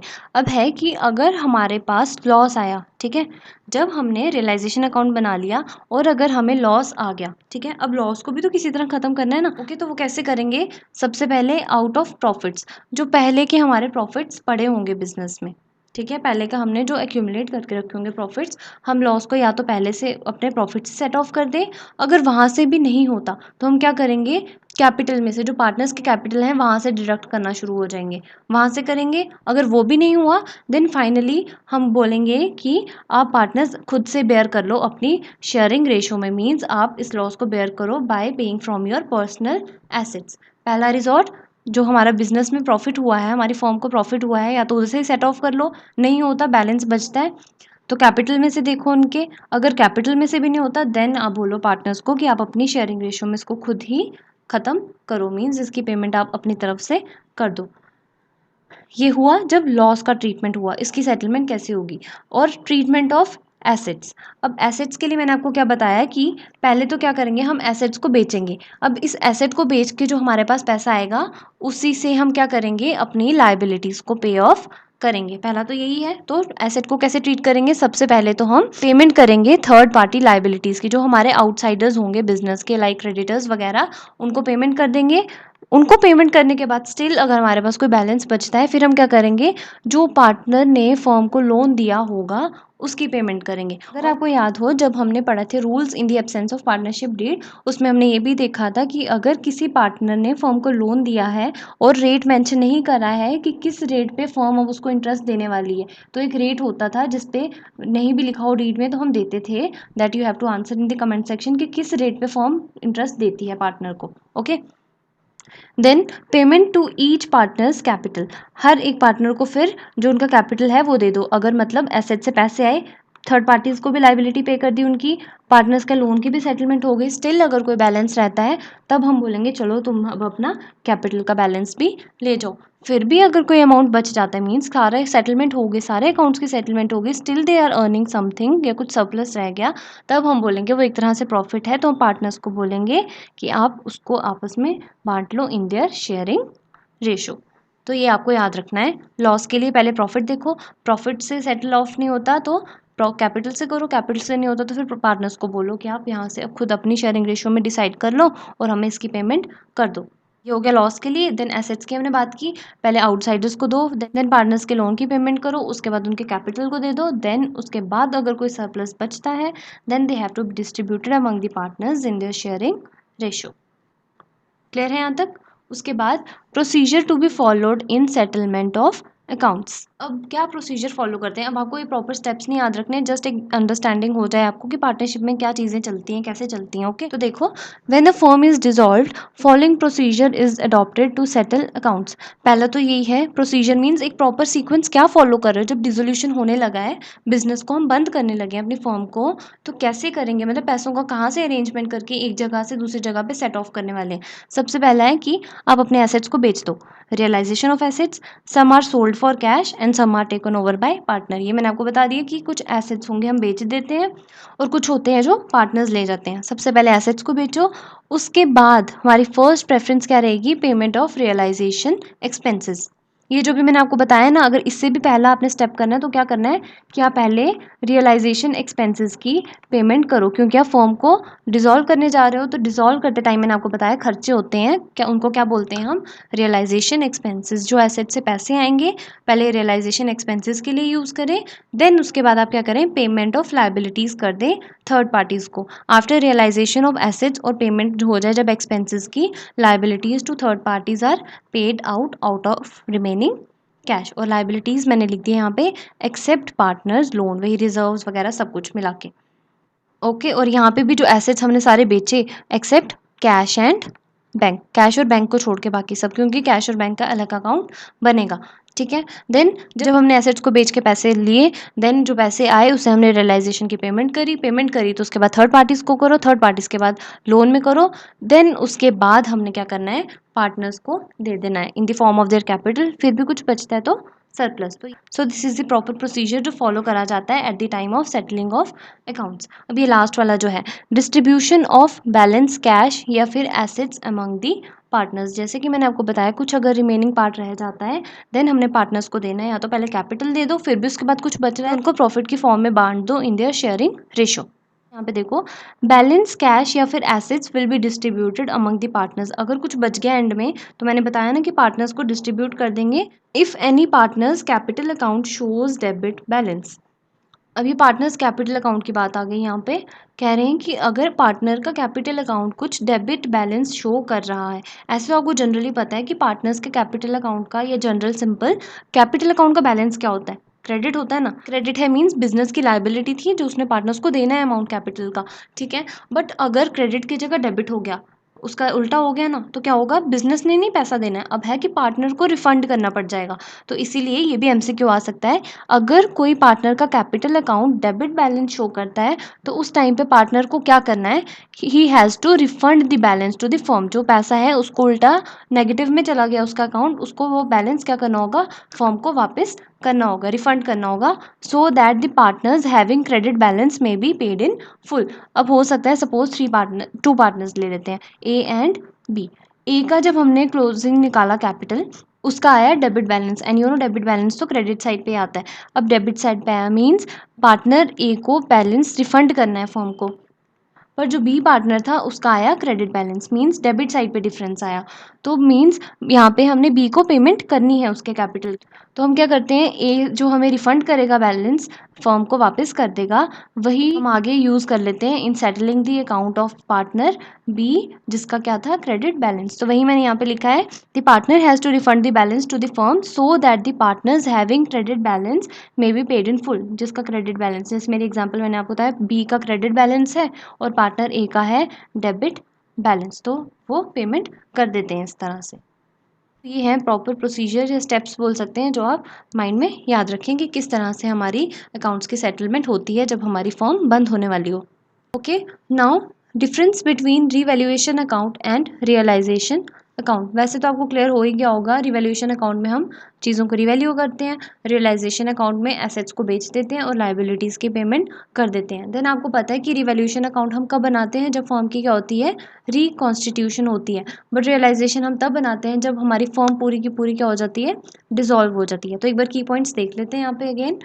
पहला है बेसिस ऑफ डिफरेंस, क्या है पहला, सिचुएशन। कौन सी सिचुएशन में हम रिवैल्यूएशन अकाउंट बनाएंगे, it is prepared in case of reconstitution of a firm. और रियलाइजेशन अकाउंट कब बनाते हैं, जब हमारी फर्म की क्या होती है, dissolution. Then transfer of profit और लॉस। अब आपको याद हो, रिवैल्यूएशन अकाउंट में जो प्रॉफिट या लॉस होता था हम बोलते थे that is to be distributed among the old partners in their old ratio, मतलब ओल्ड पार्टनर्स के कैपिटल अकाउंट में हम डाल देते थे, ठीक है। बट जो रियलाइजेशन अकाउंट के केस में क्या होता है, वो भी हम पार्टनर्स के ही कैपिटल अकाउंट में डालते हैं, बट किसके, ऑल दी पार्टनर्स। इसमें ओल्ड न्यू वाला कुछ भी केस नहीं है, इसमें सीधे जो भी पार्टनर्स हैं उनको दे देंगे। यहाँ पे ओल्ड पार्टनर्स क्यों आया, क्योंकि अगर आपने नोटिस करा जब एडमिशन हो रही थी किसी पार्टनर की, तब भी हम सिर्फ ओल्ड पार्टनर्स को ही दे रहे थे जो पहले के थे, क्योंकि काम तो उन्होंने किया था ना पहले बिजनेस में, तो उनको दिया। चाहे रिटायरमेंट हो रही हो, बिजनेस से पार्टनर रिटायर हो रहा है, काम तो वो करता था ना एक तरह से, पहले तो ओल्ड पार्टनर्स का ही पार्ट था वो, तो उस पार्टनर को भी मिलता था। देन अगर डेथ भी हो रही हो, वो पार्टनर चला गया, फिर भी उसके पैसे तो उसको देंगे। एक तरह से इन सबको हम कलेक्टिवली ओल्ड पार्टनर्स ही बोलेंगे। इसमें न्यू पार्टनर का कोई भी रोल नहीं होता, ये भी एक तरह से ओल्ड ही है, बस यहाँ पे टर्म यूज कर दी कि ऑल दी पार्टनर्स। यहाँ पे ओल्ड न्यू जैसा कुछ नहीं होता है रियलाइजेशन में। Okay, then repetition, the account is repeated many times during the life of a form. Revaluation account हमारा जब मन हो कि हमने फॉर्म को रिकॉन्स्टिट्यूट कर दिया, तो हम कई बार रिवैल्यूएशन अकाउंट बनाते हैं। But realisation account is prepared only once, क्योंकि फॉर्म तो एक ही बार बंद हो गई, काम ही खत्म है, बार बार तो ना बंद कर रहे हैं खोल रहे हैं, वैसा कुछ नहीं है ना। एक बार फॉर्म बंद हो गई तो रियलाइजेशन अकाउंट भी एक ही वन टाइम ही बनता है during the life time of form. Then closing of accounts of liabilities and assets. इसमें अकाउंट्स जो होते हैं एसेट्स और लाइबिलिटीज़ के, वो क्लोज नहीं होते, हमने पहले ही समझ लिया। But in case of realisation account, assets और लाइबिलिटीज़ के अकाउंट्स क्लोज हो जाते हैं। क्या करते हैं हम, एसेट्स को सेल कर देते हैं या बोल सकते हैं रियलाइज कर देते हैं, और लाइबिलिटीज़ को हम क्या कर देते हैं, पे कर देते हैं। ओके, तो डिफरेंस भी क्लियर है आपको रिवैल्यूएशन और रियलाइजेशन का। चलिए आगे देखते हैं। पार्टनर्स कैपिटल अकाउंट, मैंने आपको बताया था कि डिसोल्यूशन के टाइम पे हमने तीन चीज़ें बनानी है। एक तो हमने बनाना है रियलाइजेशन अकाउंट, एक हमने बनाना है पार्टनर्स कैपिटल अकाउंट और एक हमने बनाना है कैश अकाउंट। रियलाइजेशन हो गया। Now come to partners capital account. अब पार्टनर्स कैपिटल अकाउंट अगर जनरल नॉर्मल बात करें, ये तो हमने ऑलरेडी पढ़ रखा है वैसे तो। पार्टनर कैपिटल अकाउंट में क्या होगा, जिस वजह से हमारा कैपिटल इंक्रीज करेगा वो क्रेडिट साइड पे आएगा, जिस वजह से हमारा कैपिटल डिक्रीज करेगा वो डेबिट साइड पे आएगा। और आपको पता है कैपिटल का जनरल बैलेंस होता क्या है, वैसे भी क्रेडिट होता है। बढ़ेगा तो क्रेडिट, कम होगा तो डेबिट। ये बहुत ईजी है, मेन आपको समझना था अबाउट दी रियलाइजेशन। अब आगे तो आपका जल्दी से हो जाएगा। Each partner's capital account will show opening balance as per the last balance sheet. Obviously मैंने आपको बताया है कितनी बार कि जब हमारा पुराना अकाउंट कोई क्लोज हो पार्टनर्स के, हम कैसे लिखते हैं क्लोज करने के लिए, बैलेंस कैरी डाउन। वही नेक्स्ट ईयर में जाके ओपनिंग बैलेंस बनता है, बैलेंस ब्रॉट डाउन। तो वही है कि हर एक पार्टनर का capital account opening balance show करेगा किसके हिसाब से, as per the last balance sheet. Last balance sheet में जो कैपिटल का बैलेंस रहा होगा वही हमारे इस साल करंट ईयर में दिखेगा। The same shall be credited with, अब बता रहे हैं कि कैपिटल अकाउंट किस तरह से क्रेडिट होगा। रियलाइजेशन पे प्रॉफिट होगा, क्योंकि डिसोल्यूशन की बात हो रही है तो सिर्फ प्रॉफिट किस पे, रियलाइजेशन पे, not on revaluation. Okay, realisation पे प्रॉफिट होगा तो क्रेडिट साइड आएगा। एनी लायबिलिटी एज्यूम्ड, अगर कोई लायबिलिटी पार्टनर ने पे कर दी, मैंने आपको बताया ना कि पार्टनर लायबिलिटी अगर पे कर दे on behalf of the firm, तो फर्म उसको पैसे देगी ना, तो उससे उसका क्या होगा, कैपिटल इंक्रीज करेगा। ये हमने जर्नल एंट्री पहले ही सीख ली कि पार्टनर्स कैपिटल अकाउंट को हम क्या करते हैं, क्रेडिट करते हैं। देन अनडिस्ट्रीब्यूटेड प्रॉफिट्स या रिजर्व्स, इससे भी पार्टनर का कैपिटल बढ़ेगा तो credit. The same shall be debited with loss on realisation. Asset कोई ले गया अगर पार्टनर, मैंने आपको बता दिया कि अगर कोई पार्टनर एसेट लेके जाता है उसको मानते हैं कि वो उसकी कैपिटल का ही हम रिटर्न कर रहे हैं, मीन्स कैपिटल उसकी उतने से कम हो जाएगी, therefore it will be debited. Then any debit balance of current account. अब याद हो अगर तो हमने दो अप्रोचेस सीखी थी या दो मेथड देखे थे पार्टनर्स कैपिटल अकाउंट बनाने के। एक था हमारा फिक्स्ड कैपिटल मेथड और एक हमारा था फ्लक्चुएटिंग। जो फिक्स्ड कैपिटल मेथड था उसमें हम दो अकाउंट्स बनाते थे, एक कैपिटल अकाउंट सिंपल और एक करंट अकाउंट। और मैंने आपको बताया था जो फिक्स्ड कैपिटल मेथड में कैपिटल अकाउंट बनता है उसका हमेशा क्रेडिट बैलेंस ही होता है, बट जो करंट अकाउंट होता है उसका we can have debit balance और क्रेडिट बैलेंस। तो होता क्या है, जब फॉर्म डिसॉल्व होती है ना, जो ये करंट अकाउंट का बैलेंस होता है that is transfer to capital account. तो वो कह रहे हैं कि अगर कोई डेबिट बैलेंस था करंट अकाउंट का तो वो भी हम कैपिटल में डाल तो देते हैं, अगर डेबिट है तो वो डेबिट साइड ही आएगा, अगर करंट का क्रेडिट है तो क्रेडिट साइड पे आएगा। ओके, वैसे अगर यहाँ से देखने मैं आपको बताती हूँ, suppose this is capital account और this is current account. Capital account का मैंने आपको बताया हमेशा ही क्रेडिट बैलेंस होगा। जस्ट अ मिनट, यहाँ पे क्रेडिट बैलेंस होगा, यहाँ पे आएगा टू बैलेंस कैरिड डाउन, वो हमेशा क्रेडिट ही होगा। बट पार्टनर का मैंने आपको बोला डेबिट बैलेंस भी हो सकता है, क्रेडिट भी हो सकता है। यही कैरिड डाउन यहाँ पे पार्टनर्स कैपिटल अकाउंट में हम ट्रांसफर कर देते हैं, मीन्स रिवर्सल कर देंगे। यहाँ पे चला जाएगा, हम लिख देंगे यहाँ पे टू पार्टनर्स करंट अकाउंट। ये तो था इसका डेबिट बैलेंस, वो यहाँ पे हमने इसकी डेबिट साइड पे शिफ्ट कर दिया, रिवर्सल कर दिया। इसलिए हमने कहा कोई डेबिट बैलेंस होगा करंट अकाउंट का वो भी यहाँ पे शिफ्ट हो जाता है। कब होता है, जब फर्म क्या होती है, डिसॉल्व हो जाती है। Okay, debit balance shown by the profit and loss account. वही हुआ कि अगर लॉस हुआ कोई, डेबिट बैलेंस क्या होगा, P&L अकाउंट का लॉस होगा ना, लॉस हुआ तो कैपिटल कम हुई तो डेबिट। उसके बाद after the above adjustments the capital account is closed by means of cash या बैंक अकाउंट। अब जब हम सारी एडजस्टमेंट्स कर लेते हैं पार्टनर्स कैपिटल अकाउंट में, उसके बाद जो बैलेंसिंग फिगर आती है ना, करते हैं ऐसे नहीं करते जो डिफरेंस आएगा टू बैलेंस कैरी डाउन लिखेंगे, नो, क्योंकि नेक्स्ट ईयर तो हमने बनानी नहीं है बैलेंस शीट, ओपनिंग बैलेंस कहाँ जाएंगे, अब कहीं तो लिखना ही नहीं है, क्लोज हो जाते हैं अकाउंट्स। तो आपको याद रखना है, this is also very important from the MCQ point of view. जब फॉर्म डिसॉल्व हो जाती है उस टाइम पे पार्टनर्स कैपिटल अकाउंट का बैलेंस कहाँ पे ट्रांसफर होता है, तब आपको आंसर क्या देना है, it has to be transfer in the cash account या फिर बैंक अकाउंट। मीन्स जो बैलेंसिंग फिगर आएगी अब कैपिटल अकाउंट की in case of dissolution of firm, उसको हम लिखेंगे कैश के नाम से, ना कि बैलेंस कैरी डाउन। क्लियर है यहाँ तक?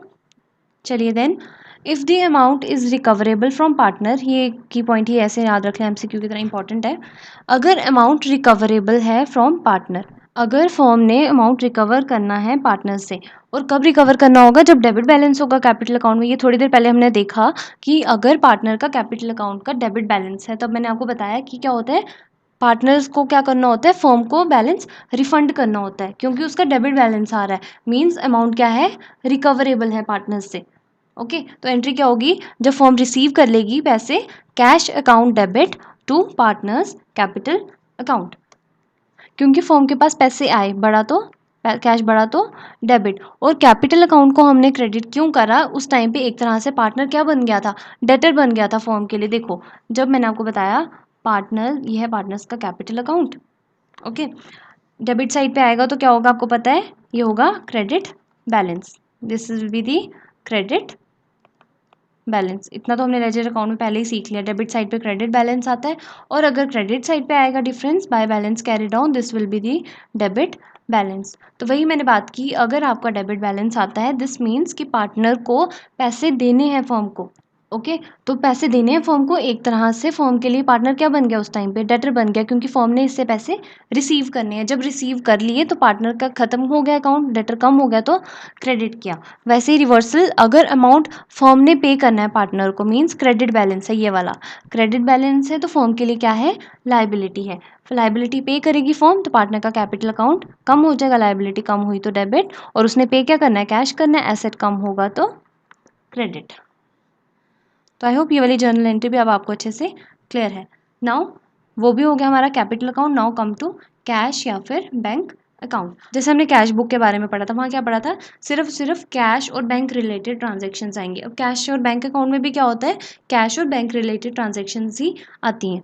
All the cash transactions taken place during the process of dissolution are to be recorded in this account. जो भी कैश ट्रांजेक्शन्स हैं इस अकाउंट में बस वही रिकॉर्ड करते हैं। Then the account will be closed after the final payment to the creditors having credit balance. Sorry, इसको क्रेडिटर्स नहीं लिखना, इसको लिखना पार्टनर्स। ये अकाउंट कब क्लोज होता है, जब हम फाइनल पेमेंट कर देते हैं पार्टनर्स को जिनका क्रेडिट बैलेंस हो। आपको पता है जिनका क्रेडिट बैलेंस है फर्म को पेमेंट करनी होगी, या फिर जिस पार्टनर का डेबिट बैलेंस है उससे हम कैश रिसीव करके इस अकाउंट को भी ख़त्म कर देंगे, क्योंकि हर जगह से पहले जहाँ से पैसा आना है या जाना है उसको तो सेटल करें ना, देन ही हम अपने कैश को भी देखेंगे लास्ट में, ओके। मेन आपको याद रखना है कैश अकाउंट में क्या है, बस कैश ट्रांजेक्शन्स आती हैं, बस इतना याद रखें, okay. Treatment of realisation expenses, अभी हमने बात की रियलाइजेशन एक्सपेंसेस की। मैंने आपको बताया रियलाइजेशन एक्सपेंसेस क्या हैं, जो फर्म जब डिसॉल्व होती है उस टाइम पे जो इनकर होते हैं। These are the expenses which are paid by the firm during the process of realisation of assets and settlement of liabilities.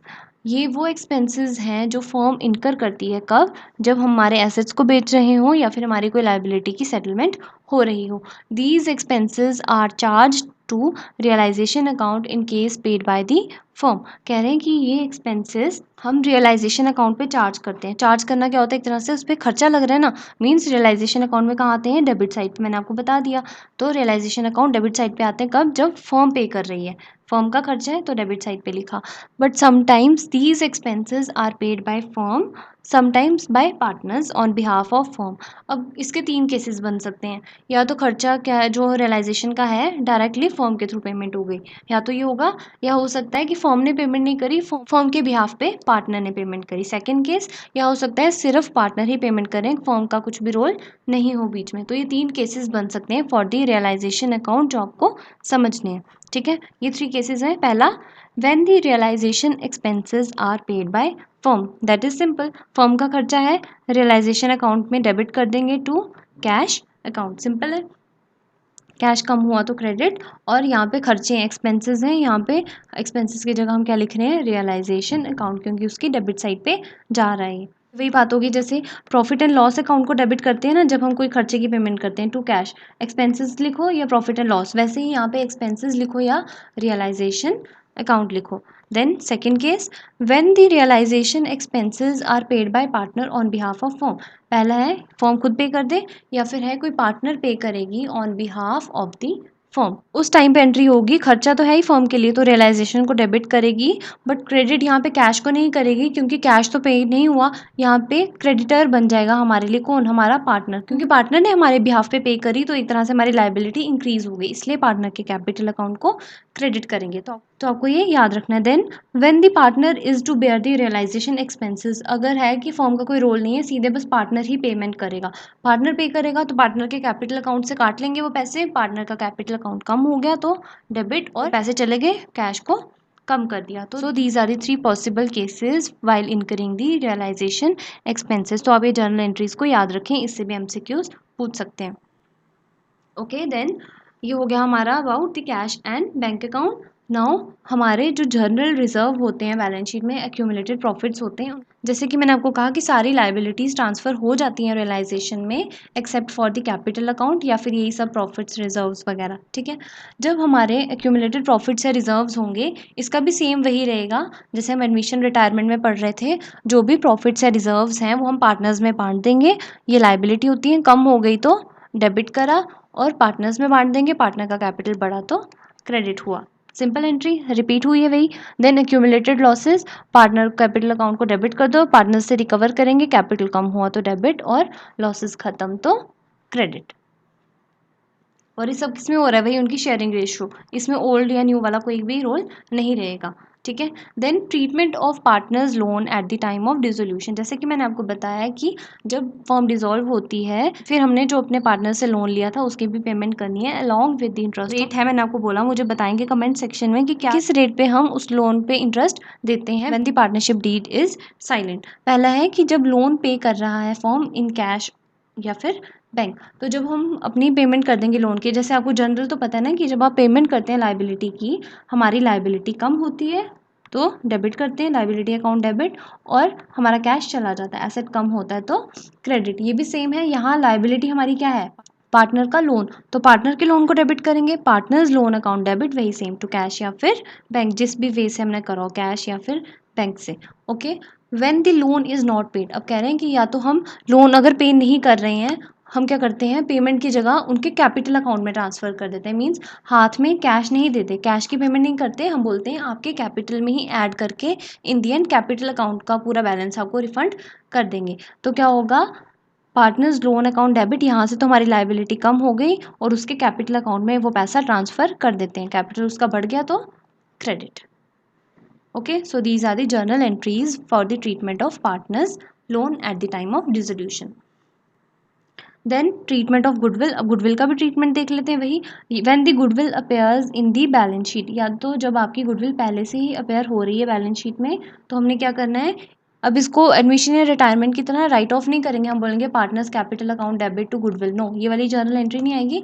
इसमें हमने गुडविल को नॉर्मली ट्रीट करना है लाइक अदर एसेट्स, जैसे बाकी एसेट्स आ जाते हैं रियलाइजेशन के डेबिट साइड पे आते हैं ना, मैंने यहाँ पे सारे एसेट्स बताए थे, वैसे ही इसको भी हमने डेबिट साइड पे लिख देना है, किस पे, एट देयर बुक वैल्यू। तो यही ट्रीटमेंट यहाँ पे मैंने लिखा है, एक बार पढ़ें इसको।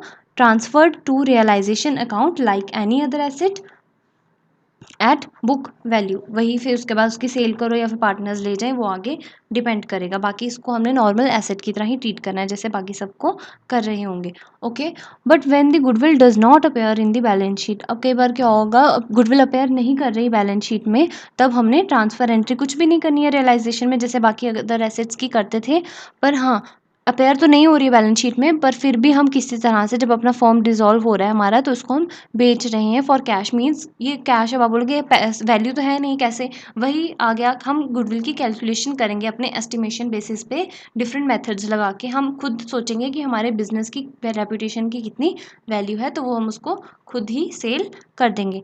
जब गुडविल को हम सेल करेंगे फॉर कैश, तो एंट्री क्या होगी, हमारे पास कैश आएगा, कैश अकाउंट डेबिट, और हमारी गुडविल चलेगी, गुडविल इज़ योर एसेट, कम हुआ तो क्रेडिट। बट यहाँ पे मैंने आपको कहा कि हमारे एसेट्स और लाइबिलिटीज़ के अकाउंट क्लोज हो रहे हैं, again I am repeating, assets और लाइबिलिटीज़ के अकाउंट क्लोज हो रहे हैं, उनकी जगह हम क्या लिखेंगे, सिर्फ रियलाइजेशन अकाउंट, क्योंकि इन सबको हमने रियलाइजेशन में ट्रांसफर कर दिया, therefore entry will be cash account debit to realisation account. See, debit cash या फिर bank account and realisation account will be credited. तो यहाँ से भी एमसीक्यू बन गया आपका एक और, कि अगर हमारी गुडविल हम बेच देते हैं at the time of dissolution of firm, what will be the entry, then entry will be cash account debit to realisation account. Then अगर वो गुडविल हम बेचते नहीं हैं, कोई पार्टनर ले जाता है, तो क्या होगा, पार्टनर के कैपिटल अकाउंट को डेबिट कर देंगे। पार्टनर कैपिटल अकाउंट को डेबिट क्यों करा, क्योंकि मैंने आपको बताया कि कोई भी एसेट अगर पार्टनर लेके जा रहा है, हम मानते हैं कि वो एक तरह से उसके कैपिटल में से हम क्या कर रहे हैं, उसको रिटर्न कर रहे हैं उसका पैसा,